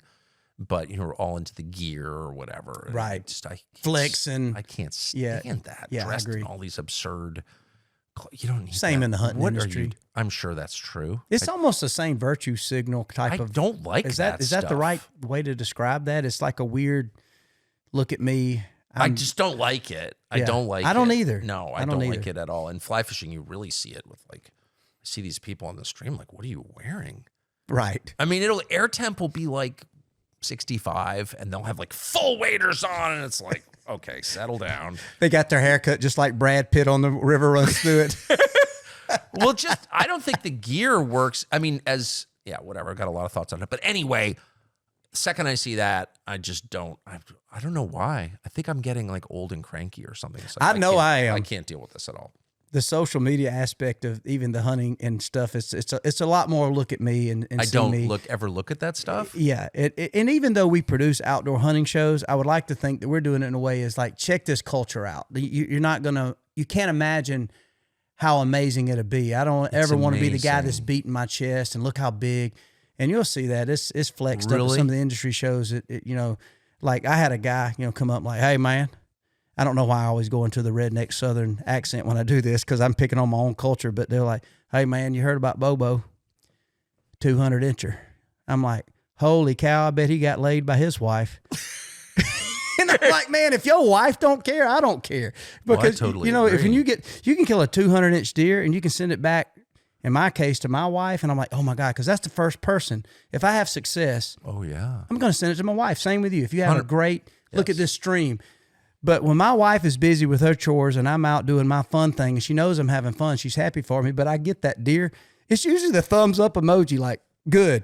It's like, you know what I'm saying? And 100%. And so that's what I'm thinking is like, these people think that everybody cares so much, but they really don't. It's really a personal connection. And I think people think that somehow that makes them, well, maybe I'm more like John J. Rambo. Well, I don't understand I don't know. why people want photographs of their most intimate moments. I don't. Just a picture of the food or the moment of a romantic dinner. I have zero or pictures. I agree. Zero pictures of me. I love grouse hunting. It's my favorite thing. And I love quail hunting, actually, also. I mean, I like all bird hunting, but with my dogs. But I don't have any pictures of it. Right. And I just don't. I don't know. I'm not against pictures. I don't want to seem like a total nutcase, but there's something about pausing and taking a picture that pulls you out of the moment. I agree. It like, you know what I mean? I don't know. I'm not into it. I do call my wife every single time when I get done. Every single time. She's the first person I call as soon as I get into cell service to tell her about how her dogs did. Right. She doesn't want to see birds die. She wants to know about how the dogs worked or something like that. She loves those dogs. Yeah. And she trained them too. She's part of the training. She's a really good dog trainer. She's so good. And dog picker. She can pick a dog. She picked a dog for me once. I told her what kind of dog I wanted, and she picked the dog, and then she sent me pictures. It was on a friend's ranch. This dog was being born, and it's the ugliest dog I've ever seen. I was like, I don't know. She's like, that's the right dog. Yeah. And I was so mad at her. I was like, female Springer, I love Springer Spaniels, and I was like, I've had them my whole life, and I was like, that's the ugliest animal I can't believe what. And she's like, that's the right dog. But she picked it. That dog turned out to be a lifetime dog. So she was right. The most beautiful animal I've ever. Yeah, I love that dog. I've never loved a dog as much as I love this dog. Anyway, my wife is just like a genius with dog picking. Yeah. If you need a new flushing dog, call my wife. She can pick it. Yes. That's awesome. You was talking too about the pictures. When you think about those intimate moments, think about back in the day, just going to a concert. If you went to the Grateful Dead or you went to see Jimi Hendrix, nobody thought, hey, grab the camcorder. Dude, you had a cigarette lighter. Hey, Kevin. I mean, that was about it. And everybody had a little bit of a different account of it. Nobody was lying because what you saw was what you saw. And so I kind of miss those days. Now people will buy a ticket to see Morgan Wallen, and they don't even watch him. They're just videoing it on their phone. And I'm like, you could have stayed at home and did that and watched it. I haven't been to a concert of any kind in, decades, so I don't know, but my sense is that's true. And I just know for myself, I got sober 23 years ago tomorrow. Wow. And I think that if the iPhone had been around, I don't think I'd be here. I know what you mean by that. Yeah. No. I mean, I was not a, criminal or whatever, but I was like, behaved like an asshole. I know that for sure. We've all been guilty of that, man. Tucker. You know that. I mean, oh yeah. Well, I know that I did. I know for a fact I did. And if that had been on video, I would be reduced to my worst moments. And thank God I'm not. Do you think that old shit kicking kind of rebel attitude, like we were talking about all the things that bring us back, like your family, obviously the relationship with your dad, I know has been huge and instrumental to you and to your life, but think about how do you, and there's no way else to put it, but how did you have the cojones to uncover and to sit down and talk to some of these people and to bring out some of these journalistic reports or truth, which is the truth is so hard to find these days. Where did you find the courage? Is that from that old, not many people are doing that. I just always tell myself, I just try to assess, like, am I doing something wrong? And I know when I'm doing something wrong. I've done a lot of wrong things in my life, that's for sure. I'll never brag about my own virtue because it's not warranted. However, I often think to myself, like, I'm not the criminal here, actually. Right. I'm not the one who's totally destroyed Western civilization. I'm for Christian civilization. I'm not the one who started the First World War, the Second World War, or all these wars which completely wrecked everything. I didn't do that. Right. I'm opposed to that. So I'm not going to accept that I'm the criminal when I'm not. And there are certain topics on which I'm the criminal. Like, have I hunted on Sunday? Have I, whatever, done bad things? For sure. But I didn't do those things. And it's not a crime to ask people questions. It's not a crime to talk to people. I'll talk to anyone I want because I'm a free man.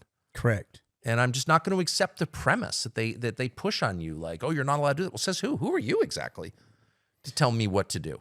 I'm 56 years old. I pay my taxes. Like, I'm not taking orders from you. You're not my dad, period. This is America. And I have an internal dialogue on these questions, like, a lot. And so if you get your attitude right, it's not scary at all. Like, why would it be scary to interview Vladimir Putin? Correct. You know what I mean? It's just not scary to me at all. And also, I will say, I just had this conversation with one of my girls yesterday who lives in Europe, but she's home. And I was telling her I'm planning on interviewing someone who's very controversial. And I'm working on that interview now. And she goes, don't do that. And I was like, they're bad. And I was like, yeah, they're probably bad, but I don't know that because I haven't had a conversation. Been there. Yeah. And she goes, well, if you go there, this is like a true outlaw country. And she goes, well, they'll just show you what they want you to see. I was like, of course. There's tons of propaganda everywhere. But will I know more about what the country's really like by reading about it on Wikipedia or checking NBCnews.com? Or will I learn more by going there? Yeah. Probably learn. Will I get the whole story? No. Will I fully understand it? Of course not. Will I ever get to the deep truth of life? No, not until I'm dead, until it's revealed to me by God. I mean, I know that I'm not going to really get to the full truth of anything, including myself, in this life. That's just a fact. But will I learn more? Will I have a more balanced understanding of things I can actually see, people I can touch and smell? Yes. Yes. And there are some people who don't want me to have that. Tough. They're not in charge, actually, of my attitudes. And I'm not going to allow them to be in charge of my attitudes. And I will say, finally, last thing I'll say, because now I'm getting pissed just thinking about it, that every time I have gone somewhere, anywhere, and I've been, to 6 out of 7 continents and been to most countries, I have a very different perspective after I see what it actually looks like. Mm-hmm. And maybe it's not a fully formed perspective, or maybe it's an incorrect perspective. I'm sure it is. But it's definitely different from what I thought it was. And that would include countries like Australia, for good and bad. That would include everywhere, just everywhere. And the most shocking example for me was Russia, which was literally nothing like what I expected. Like, I'm still shocked. by what I saw there. Do I have a full perspective on Russia? Of course, I don't speak Russian, but I have an extremely different perspective from the one I gained from gathering my facts through the filter of American media and government. And I found that incredibly valuable. Like seeing things, smelling things, having dinner with people. Like if you're telling me that's a crime, I just don't accept that. That's not a crime. Right. It's my duty as someone whose job it is, this is how I conceive of my job, to try to understand what's happening and tell people about it. They don't have to believe me if they don't want. It's all voluntary. But my job is to get as clear a picture as I possibly can and then repeat it in public. That's my job. It's super simple. And going places is the most important part of that process. Talking to people, most important. If you're getting your understanding of the world digitally, you are being misled. You're not only being misled, you lend yourself to the propaganda 100%. to be misled. And if you're afraid to break outside of that, then that's fine, but don't do this for a living. Don't tell me you're a journalist.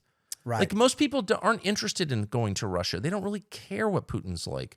That's fine. That's totally fine. I don't judge anyone who's not interested or doesn't want to know. No problem. But if you do want to know, if you really think it's important, and I do, then you have an obligation to go and to talk to people and to learn as much as you can. Like it's your obligation.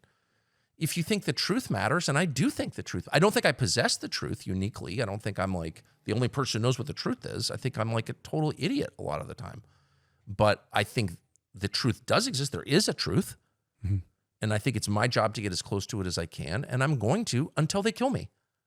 I'm just not afraid at all. Not even a tiny bit. I'm not bragging. That was my question. You know, sometimes I'm not afraid at all. Yeah. I'm not afraid at all. And I've had a couple problems over the years. I mean, everyone who, travels a lot has had problems. I've had a couple pretty significant problems. And it doesn't, very significant. It doesn't make me afraid. It makes me, first of all, my kids are grown. So like, I don't really care that much. I'm not going to live forever. Nobody is. Right. So it's like, if something bad happens to me trying to find out what the truth is, I think that's a lot better than dying of pancreatic cancer in a hospital or a hospice. Right. You ever seen a hospice? Oh, yeah. Don't even get me going. Right. So whatever. I'm not afraid at all. Like even a little bit. I'm just sad. Yeah. I'm sad about what's going on in the world. And I travel so much that I see it. There's not a single Western city that's thriving.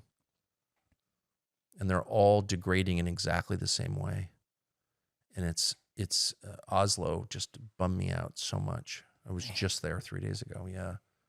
I mean, Norway's a remarkable country. Of course, I am Scandinavian, so those are my people. Is a lot of it just a moral decay, or is it actually true from everything? It's a lot of things, but it's self-hatred. Yeah. It's white suicide. Every city. Crazy. Every European city, every American city, it's just white. People lose their will to live, their will to pass on their culture, their values, their religion to their children, their will to have children. It's all gone. I mean, it's not gone with everybody, but I mean, in the cities, you really see it. It's like the people who built this are long gone, and their descendants have fled, and they don't care enough to keep it going. There's just a lack of self-respect that is disgusting to me, and I have contempt for it. It doesn't bother me to be hated. What really bothers me is when people hate themselves. If you hate if you hate yourself, how are you going to treat me? That's correct. Oh man, I don't like it. So I notice it because I travel outside the Western world, the white world. I'll just be honest, the white world. Right. I travel a lot in the Middle East. It's amazing. It's amazing. I'm not Muslim, obviously. In fact, I'm like a Christian, flat out Christian. And my ancestors are from Europe. And so I have nothing in common on that level with the Gulf. But you go to the Gulf and it's incredible to be in a place that has pride in itself, that believes in its religion and culture, that thinks we're onto something. And this is great. Look at what we're doing. We're really proud of this. Those people are happy. They're welcoming of others. They're tolerant of diversity. Like we always talk about tolerant of diversity. There's none of that here. Are you kidding? All the whites, we love black people. Then they run and move to Bozeman because there are no black people. Absolutely. Send their kid to the... They hate diversity. They hate it. And our version of it isn't working at all. At all. So, but you go to a country like Japan or the Emirates or Qatar or Saudi Arabia, and you see that when people are self-confident, when they're really pleased with what they're doing and they believe that their system is the right system, that self-confidence results in a kind of welcoming attitude. Mm-hmm. So you'll be sitting at dinner in Riyadh, Saudi Arabia, and you'll say, I'm really kind of pro-Jesus, like I'm a Christian. They'll be like, oh, that's so great. And they don't have the same. Well, they mean it. And they don't have the same belief. No, they're in some Muslims. cases. They're Muslims. It's a country governed by Sharia law. Right. And they're like, that's great. Good for you. Yeah. It's great. And you notice like in ISIS or Al-Qaeda or like the Muslim extremists, they're all from like collapsed, pathetic societies dominated by colonial powers. They've been degraded, mm-hmm. and that's why they're so angry. Mm-hmm. Right? So there's something about being degraded that turns you into a violent nutcase extremist. You're seeing a lot of violent nutcase extremists in our country. Not surprising, because the country's being degraded. Correct. So in a country with self-confidence, where it's okay to be white in a white country, people are tolerant and open-minded and happy. And in a country where people are told to hate themselves, they start to hate others. Duh. This is all like very obvious, but I only know that because I've traveled a lot. Mm-hmm. And I am naturally open-minded. Mm-hmm. Like, just because you don't do it my way doesn't mean it's bad. Like, I really feel that way. I do too. I can go to a completely freaky country with freaky customs where they're into things that I'm not into, like, I don't know, polygamy or Islam. And I can sort of look at it and be like, no one's forcing this on me. I'm not mad at you for being a polygamist. The more time you spend around it, the more you're like, it's not as fun as they say. It's like lesbianism. It sounds really fun, but when you get close, it's like, you don't find a lot of happiness there. No, I think it's really hard. Yeah. But whatever, leaving that aside, but I can go to a place like that and I don't feel like I need to judge everybody on their local customs. I just don't feel that need. But in the process of doing that, like you get perspective on your own society, and the core problem is a loss of faith in our people, in our values, in our religion. You just don't believe anything. And buying cheap shit from China at the dollar store is not a creed. Mm-hmm. It's not a unifying principle. It's a form of death, actually. So anyway, all of this kind of thinking drives me to my hunting camp alone with my dogs. Exactly. Because I get so bummed out. But you same. can't stop it. So then you have to think to yourself, well, literally this morning I was talking to someone about this on the phone in my backyard who was like, oh my gosh, this is all so sad. And I was like, yes, but don't externalize too much. Like, ask yourself, are the people I love thriving? Like, that should always be your first question. Not, is my civilization thriving? Answer's no. But are my children thriving? Are my employees thriving? Is my wife happy? Or do I get along with my neighbors? Like, literally my neighbors. I live next to some incredible people, marijuana farmers, actually. I hate marijuana, but they are just wonderful people. And seeing them, as I did this morning, I'm driving here, I see them waving at my marijuana farming neighbors. I'm like, oh, I love them. I know. I completely understand that. And like, you know what I mean? But like, aren't we the guy? We're if you want to call us conservative, whatever our values are. But aren't we the ones that's supposed to hate the most, based on what the way they act, or what Christians you hear? aren't allowed to hate. Period. Right. Like you're not allowed to hate. It's like specifically prescribed. Like, no hating. Period. Right. I mean, again, you're not and again, supposed to, and again. exactly. Yeah, Jesus is just like, no. Holding a grudge is like tantamount to murder. Like, no, we're not allowed to. Our central prayer, the Lord's Prayer, given to us by Jesus himself, forgive us our trespasses as we forgive those who trespass against us. You're not forgiven until you forgive. Correct. It couldn't be clearer. So, like, we're not, if you find yourself hating, you're off the path, period. But from the liberal agenda, the only religion Yeah. that requires that, by the way. There are some hate-based religions. There are a lot. Oh, I'm and aware. that's what gets me is from the standpoint of what you're talking about, where you talk about the marijuana farmer. I'm the same way. There's a lot of people that I consider friends that I don't believe in their ideology, but I respect the fact that they have the right to believe that. 100%. So therefore, when you cut past that, man, they'll come to the barbecue. We get along good. Totally. But then I think from if I want to label it the liberal side, well, I'm the guy who hunts, fish, voted for Trump, that I'm supposed to hate everything that they stand for. And that is such a propaganda BS. the people castrating children are lecturing me about hate. Yes. Shut up. Or it almost becomes like, I will force you to love and respect me while I remain to hate and always disrespect you. I don't understand that sentiment. I do think the one good thing that's changing is that people's minds are freer now. Yes. And I think that's 100% Elon Musk. And I don't understand exactly how he fits into the story of Western civilization or history. He plays a big role in it. Wow, and I don't for sure. really understand it. I know him and I really like him, but I'm too close to this moment to see like how Elon Musk will be viewed in 500 years, but he will be viewed in 500 years.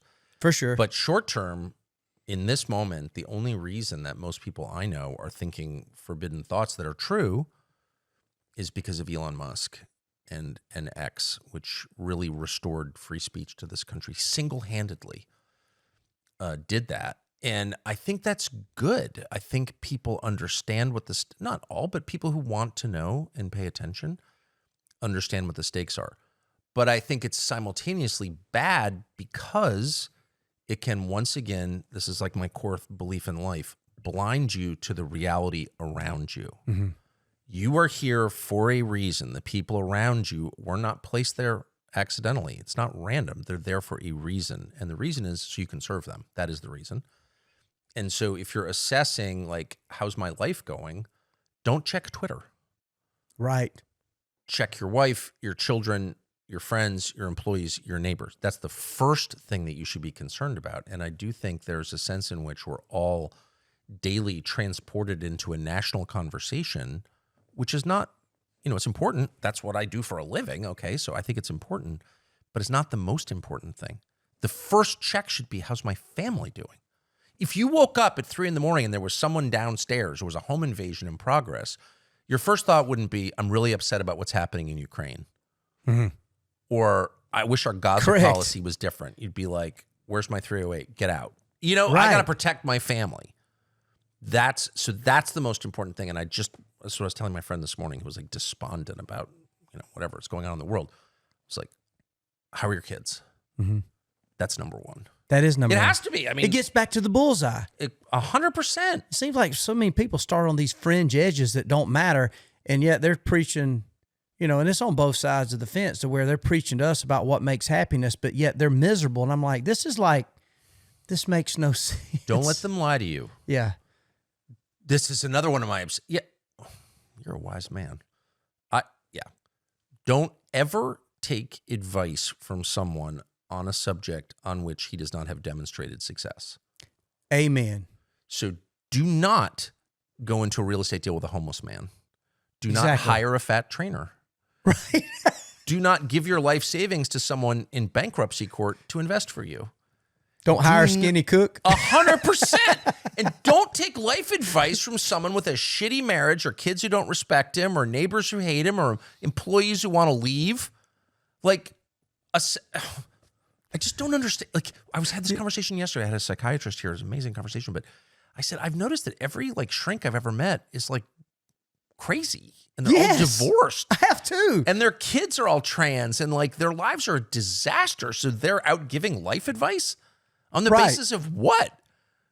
It's like, I don't want to be mean, but I'm not going to take marriage advice from someone who's not married. I agree. Why would I do that? That's bonkers. It's not, but you know what? It's crazy. It's not even mean at all. It's reality. It's the old saying, it's a spade is a spade, right? It makes no sense. Well, that's you're again right. why I like hunting and fishing, because hunting and fishing force you to notice things. Yes. Noticing things, coming to your own conclusions. You can tell me that there are brook trout in the dead water. Yes. But I know for a fact that brook trout can't live in dead water. They're right at the head of the pool, the tail of the pool, some of the riffles, as long as they're not, I know where the brook trout are because I've looked at the stream. I've fished the stream. So that kind of thinking is applicable across everything.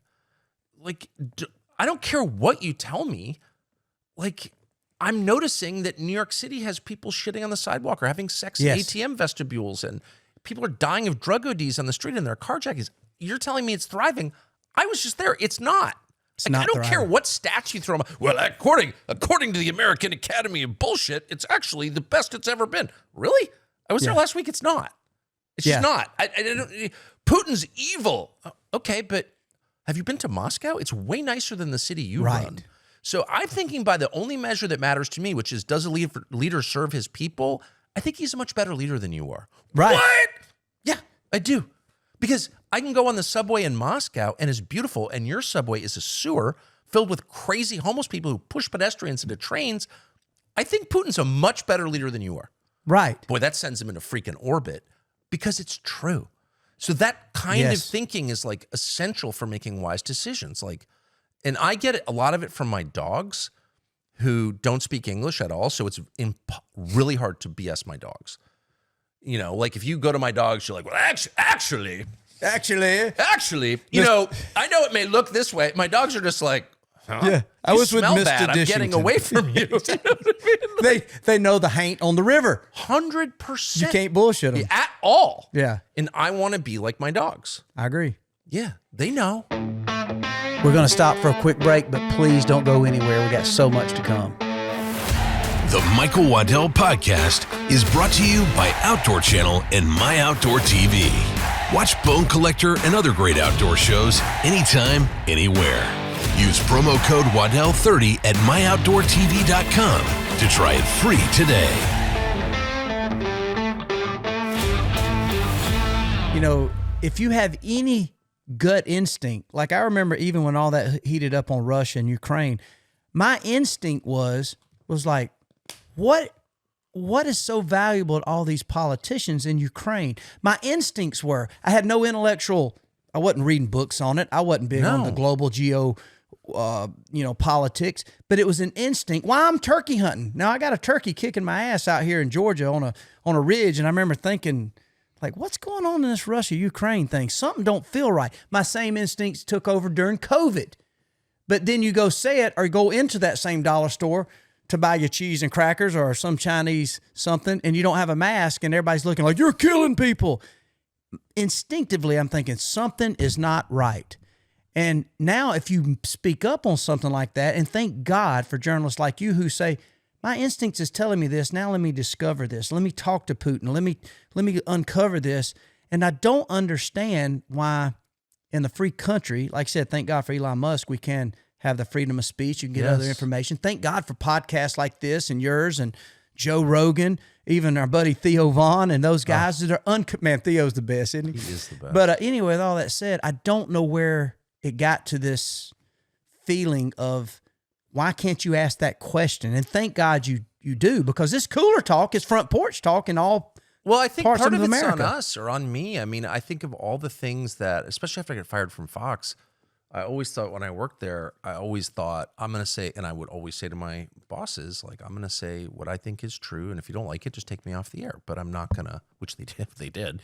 But at the highest rating, though, keep in mind, that's what everybody wanted to see. Grateful. Yeah, everybody loved what you had to say. I'm not mad at them. I'm thankful to them. But anyway, I remember thinking when I was at Fox, like, I'm going to say exactly what I think is true. And then when I got fired, I realized that I actually had been afraid to say certain things. Mm-hmm. And I was really embarrassed. I was like, wow, even they got to me too. Like, it's very easy to convince you that you're the criminal. Yes. And, you know, that's between you and God. Like, Paul has this whole thing in one of his epistles about this. It's like, you know when you're doing something wrong. Like, you know. And listen to that, actually. Sometimes you're doing wrong and you don't know you're doing wrong. I mean, I have the capacity to delude myself for sure. However, that's a much more important and reliable indicator to me than some chick at the, Department of Scolding yelling at me. Like, that doesn't mean anything to me. Yeah. I don't care what she thinks. Like, I'm not interested. Such a good place to get to. And yeah, I think it was Paul who said that what I want to do, I don't, and that what I don't want. I'm totally. No, but that's right. If Paul says that, it's like, wow. Makes me feel a little bit less. He was probably my favorite character in the Bible. Gosh. I mean, Saul before Paul. It was Saul, and then Paul. I mean, the things he went through in the Scripture. To me, from a man, you can relate so much. The Book of Acts is like the most exciting. Just flat out, you could just take it out of the New Testament and just like sell it as this amazing adventure. It's like unbelievable. Yeah. The I ship agree. is sinking. He's chained to the mast. Everyone's flipping out. He's like, I think we're going to be fine. And he's still coming up with these.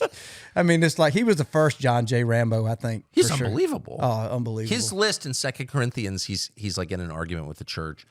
And he goes through this list, and he doesn't kind of linger on it. I wish he had, about all the things that have happened to him. He's like, I've been stoned to death. I've been beaten with rods 5 times. I've been thrown in prison 20 times. It's like, it's insane. Yes. That was just last week. I mean, the guy was like... That was yesterday. He was brave. He was, man. Anyway, so, I don't know. My only point is, like, we played along with it. They were like, oh, you can't say that. I remember when the whole Black Lives Matter thing happened, and somebody said, all lives matter. It seemed reasonable to me. Yeah. And he was fired from his job and called a racist. And I remember thinking, what? Why are we going along with this? Like, if you're not allowed to say all lives matter, which is the Christian message, it's not a racist message, it's the opposite of a racist message. If you can't say that, then whose fault is that? Like, why don't you have 20 million people get together and just say, we don't care what you do to us. Absolutely. So I feel that way about a lot of things. There are a lot of things going on right now that if people just got together in a nonviolent way, I'm not calling for violence, I hate violence. If you got people who were not interested in hurting other people, but were themselves willing to be hurt to tell the truth, that's the requirement. That's what actual bravery is. Yeah. It's not the willingness to kill somebody. That's easy. Lots of cowards kill people. Oh, yeah. That's right. It's the willingness to be killed. That is actual bravery. If you had like a lot of people, not even that many, get together and just be like, this is our position and we're not yielding from it, I mean, you'd change this country right away. That quick. It's amazing, too. The first thing they should do is everyone paying 30% on a credit card should get together and just refuse to pay 1 week. How did that happen? And you get them. I remember being like, that'd be my favorite I was 17 or 18. And I remember that was the first piece of mail I got, I think, from Visa. Like, I got a mail. It's like, So I think we should shut Visa down. I really believe that. I would love to bring Citibank to its knees, and it is mean. I mean, I do want to see the CEO of Citibank weep on television and beg people to send in their payments. I think that's fair. Yeah. And I do want to change people's minds on that question. I think debt is killing and enslaving tens of millions of Americans, you can see destroying their lives. And I don't understand why conservatives, I'm obviously conservative, don't see the other side to it. So the drug epidemic has killed more than 1 million Americans in the last 10 years, a couple million Americans in the last 10 years. And we're sad about that. We're mad at people who use drugs, but we reserve our real rage and our penalty for the drug dealers. We don't throw your average fentanyl addict in prison for life. We will throw El Chapo in prison for life, right? Because we understand it's the people who are profiting from it who are the most culpable. Taking drugs is bad. Selling drugs is really bad.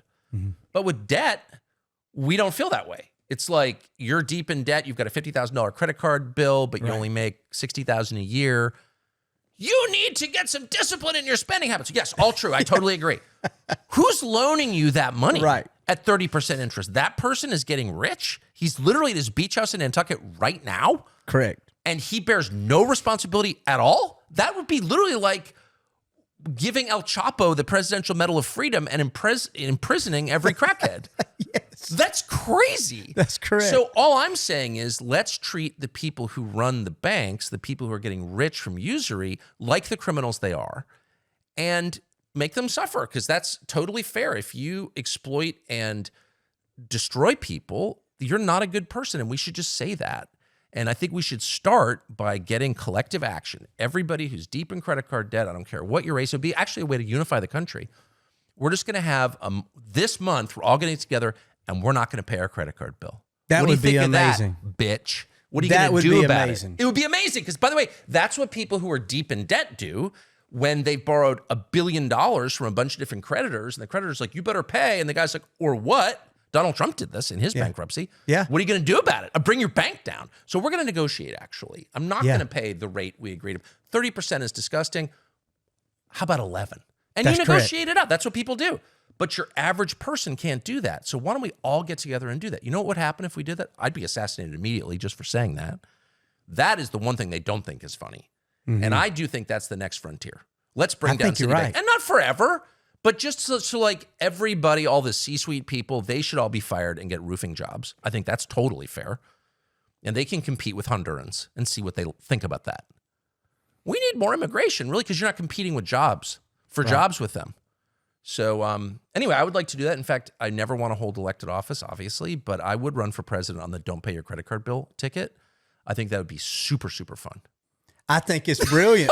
I think it's brilliant. You know, and people I'm getting madder just thinking about it. Dude, you're getting me fired up, yes. man. You know, here's what's crazy. I literally, I remember living at my dad's house at 18, and I got a credit card. Yes. And dude, you might as well had sent me an envelope of crack. 100%. Because I'm thinking, dude, I'm about to go buy some shit right now. and you know, and I didn't even look at the interest rate. It's like, it's in my name. Call this number. I don't even know how they found me.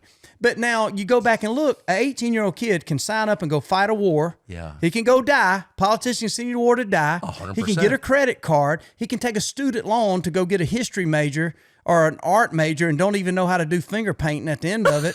Can't manage a Hardee's. And yet he can't even come out of high school and play in the NFL because it's illegal. You better go play your college or whether it's the draft or portal.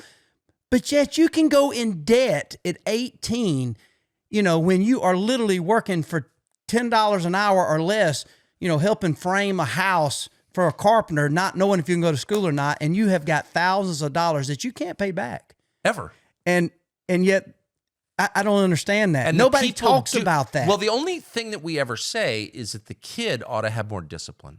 They ought to have more discipline. You know, people aren't teaching these kids basic financial responsibility. And you never ask, like, what's the other side of the equation? Who sent it to him? Again, it's the drug dealing metaphor. El Chapo is getting something out of your kid dies of an OD. El Chapo just made money on that. Yeah. And we know that and we acknowledge that. And we're not mad at your kid we feel sorry for your kid who died of an OD. Absolutely. Or who's in rehab. You know what I mean? Who's got brain damage from meth. We're mad at the people who sold it to him. But if you say that, get a group of Republicans, and I am a Republican, I guess. I've always voted Republican. You get a group of them and you're like, why aren't we mad at the people getting rich from enslaving our children with debt? And they're like, oh, you a socialist? No, I'm actually not a socialist at all. I'm the opposite of a socialist. I believe in a free market, but I also believe in decency, and I think those people are criminals. And they're like, oh, you Bernie Sanders now? Okay. No, it's just common sense, but we're not allowed to have common sense. Just repeat after me. They're criminals. Yes. We've imbibed so much propaganda that we can't even acknowledge that. The first step, and I'm not saying they should be executed, but I am saying we should call them what they are, because that helps us frame the moral universe correctly. Again, it goes back to what I first said. I'm not the criminal here. You are.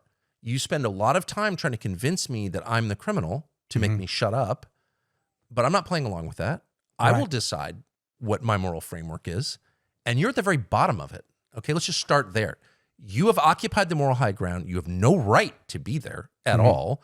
You're disgusting. You're a criminal. And that invalidates your right to give me a moral lecture about anything. In fact, you're lucky you're not in jail, son. Completely agree with that. Absolutely. And first of all, I thought this was a hunting podcast. Now I've gone completely bonkers. Well, I know, and this is my last question because I know you got so much going on, and we could talk forever. Sorry, this is the kind of stuff I think about. I'm training my dogs I'm trying to get them off the tennis ball. They've been on the tennis ball, right. And I always say to them around September 1st, I'm like, you're not tennis ball dogs, you are bird dogs. None of that shit. It's embarrassing. I'm a tennis ball dog. You're not a tennis ball dog. And so I'm in the woods, like doing patterns with my dogs, and I'm thinking about the Citibank as I'm in the woods. Right. I'm like obsessed. I don't know why. Well, let me ask you this. Our hired servants, call them the politicians. Yes. They're smart people. They're lawyers. They're educated. They have good common sense, intellect. And it gets to the last question because I know we could talk forever. Again, I knew we'd have so much in common. Derailed it on Citibank. Well, but I feel the same way. But it gets back to the last question I have because you've seen it, we've felt it. But how many of these politicians who understand and see that, but they're compromised? Maybe it is a honey pot. How much blackmail truly rules our leaders? A lot. That's not a theory. That's real. fact, right? I mean, you look at from Epstein Island to these politicians, like that should be. I voted for you to fix some of these things. I'm going to go frame a house. I'm going to run a bull float, finish some cement, but I'm going to hire you and vote you in to go do this job for me. Whether it's Citibank, whether it's pharmaceuticals, whether it's anything out there, the next thing you know, nothing happens. So I thought, did this guy lose his compassion or was he compromised? And I'm starting to lean toward maybe he was, 100%. yeah. I mean, I think most people are compromised in we're all compromised at various times in our lives. I mean, I've had moments in my life where I had 4 children and I lived in a city you couldn't use the public schools. I got 4 kids in private school. Holy smoke. I kept getting fired.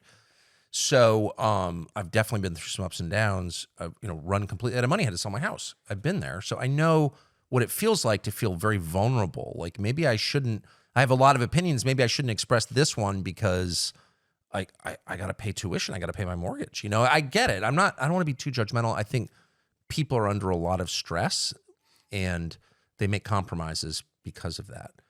I'm just not under any stress right now because I'm older. I have no debt and my kids are gone. So it's like, there's no downside at all for me to say whatever I think. What are you going to do about it? Shoot me? I'm not even afraid of that. So, right. So I feel like I'm in a really privileged position, not because I'm so rich, but because I don't need anything. Right. So with that caveat, yes, people are controlled. I don't think most people are, the subject of a sexual blackmail operation, but some are. Some are possibly. And definitely. And I would say something that I learned this year confirmed, which is really interesting to me, is that the porn sites where's the data?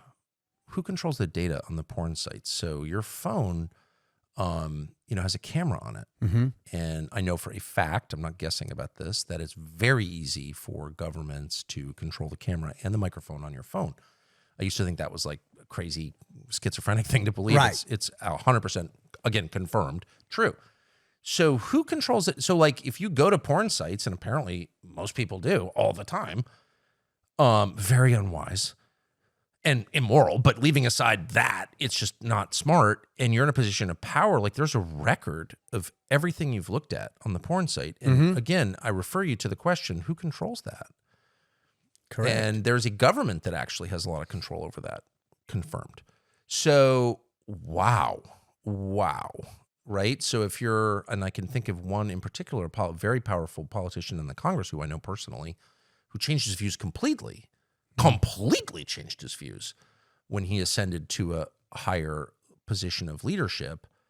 And it's like, what is that? And this is someone who's clearly a creep. There's so many creeps there. Correct. You can smell it. I don't know exactly what they're into, though I can guess. As I always would tell my daughters, if you smell creepiness on someone, it's real. It's real. You don't know what it is exactly, but like my dogs, all of us have the ability to feel things on people, and those things are totally real.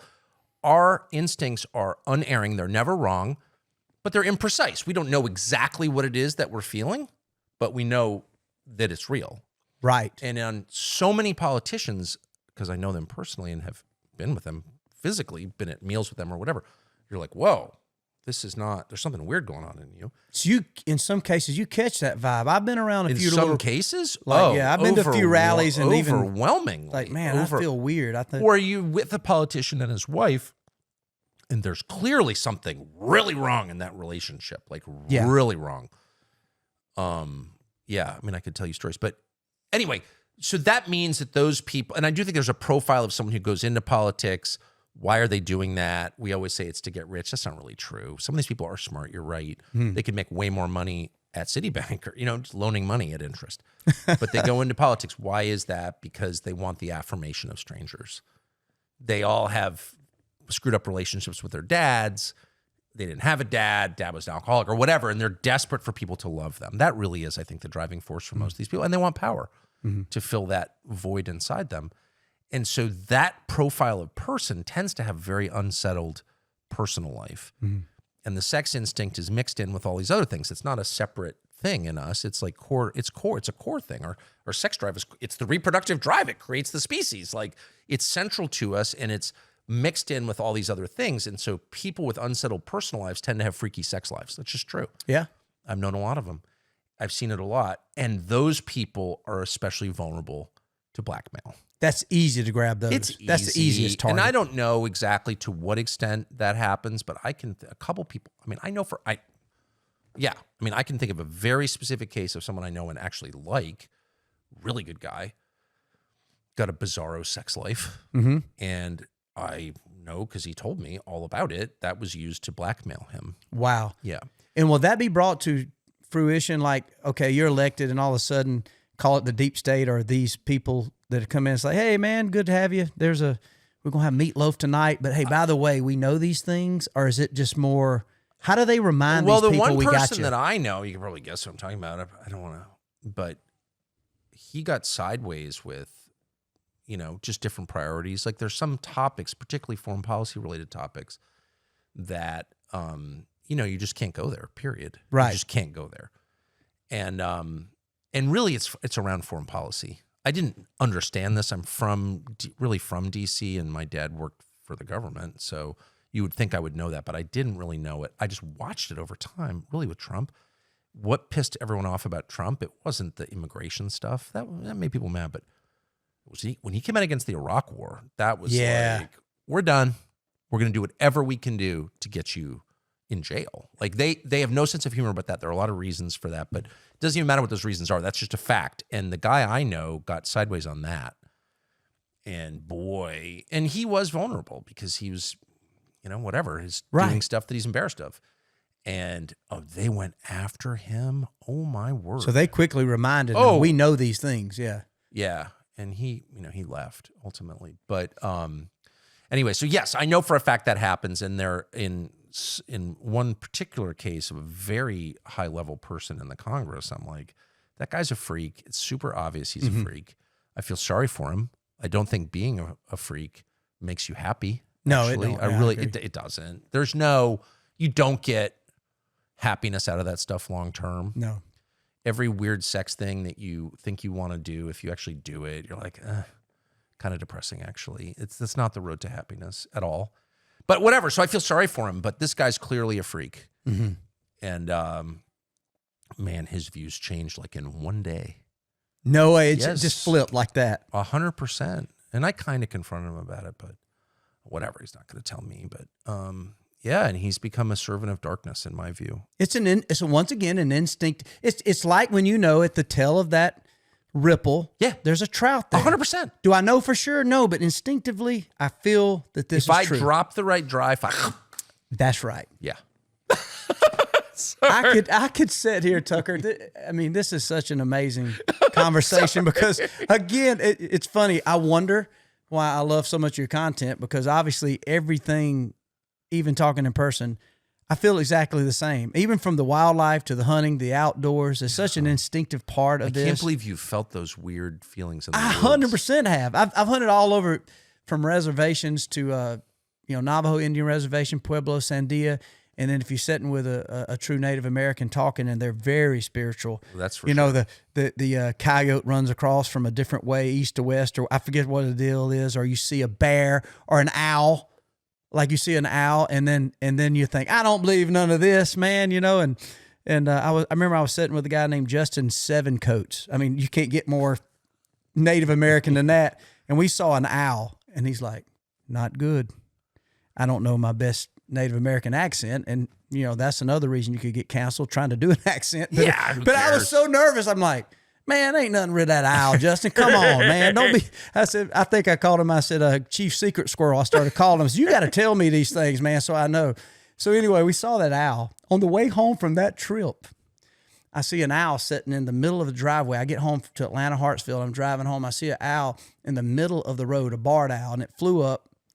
And like the next day, and I asked Justin, I said, what does an owl mean? He said, well, death is near. There's death near.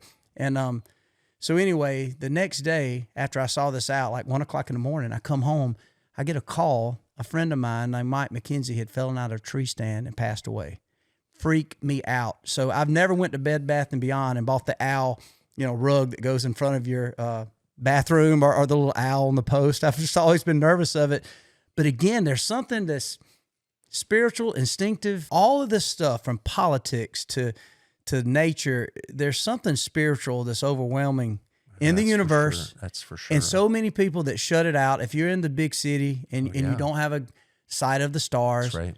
And that image is blocked from you and the sounds are drowned out and you don't hear that whippoorwill. Oh, man. You don't hear that loon out in the lake.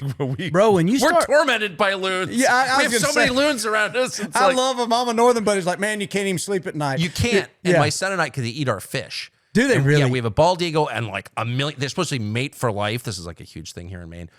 People come to see the loons. We have so many loons right in front of our house. And I always say to my wife, oh, I love the loons. I was like, I thought there's supposed to be 2 of them and they mate for life, but they're clearly like, they have all kinds of side pieces because mate for life. Like, oh, right. How many loons are on our lake right now?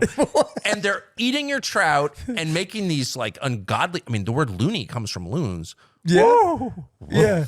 Dude, it's such a... I've we don't never allow- shot one either, but my son and I fantasize about that and taking out the bald eagle. The bald eagle is a terrorizing... They're beautiful. They're a symbol they're of America. amazing, but they are... They eat your trout. I tell They you don't what, catch and release. you let them get around a bunch of wild turkeys, and the turkeys, they will catch almost Really? anything they want.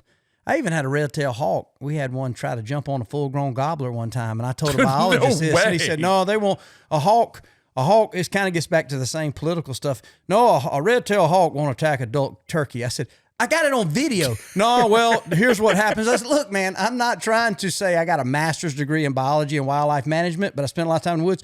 I got it on video. A long-bearded turkey, a red-tailed hawk, grabbed him and had him for a while, and then he let him go. Are you serious? Yes. He must have damaged the bird. He knocked fire from him, and feathers went everywhere, and obviously it ruined the hunt. The turkey was not as sexually aroused at my hen yupping to come in after this circumstance. Plus, but, they come in at high speed, man. oh, they are. It's insane. It's crazy. Well, we've covered so much stuff. Sorry, I thank know, you. no, I love it. No, I love thank you it. for I having love me. it. And maybe, just maybe, if things go well, Nancy Pelosi will make enough money that she can make it and pay her power bill too. That would be good. We can say prayers for her too. I think she'll be fine. I think she'll be fine.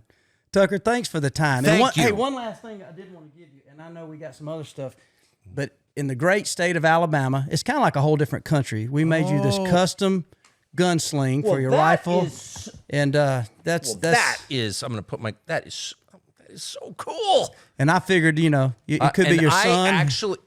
Son who grabs it, and it's a pass down. It's made in America, and it'll last forever. So, wanted to give you that. That is so cool. And I know also on behalf of Outdoor Channel over here, we got you some really nice, also some great gifts over here that I'll let Pat tell you about. But I'm going to put that on a rifle this afternoon. that would be awesome. And I apologize, we forgot to bring the swivels, but I'm sure you could probably wrestle up some. I've got a lot of swivels. I bet you have. I do. And I just want to say that the first person who invents like a truly effective way to put a sling on a side-by-side shotgun, which is what I shoot, Yes. that person should get the Nobel Prize. I agree with that because they get in the way of your shooting and stuff, but you still get tired there's just a ton toting of it. walking here, and I would like to have, but you have to hold it at port arms, but I would love, they have those like rawhide loop thing. If I can't do it. That's anyway, what we need thank to do. you. I know exactly. I'm going to put that on a Ruger American. Yes. Chambered in 7.62 by 39. There we go. An amazing, for $500, you Such can a hit. good- It's just a great gun. And I shoot only steel ammo. Right. Steel case through it. Crappiest ammo in the world. Made at the Tula plant in Russia. But it shoots accurate. At 100 yards, you can circumcise a gnat. I mean, that's insane. Yeah. Anyway, thank you. Thank you, Tucker. Thanks for your time, buddy. Dude. It's such a pleasure to meet you. Absolutely. Thank you.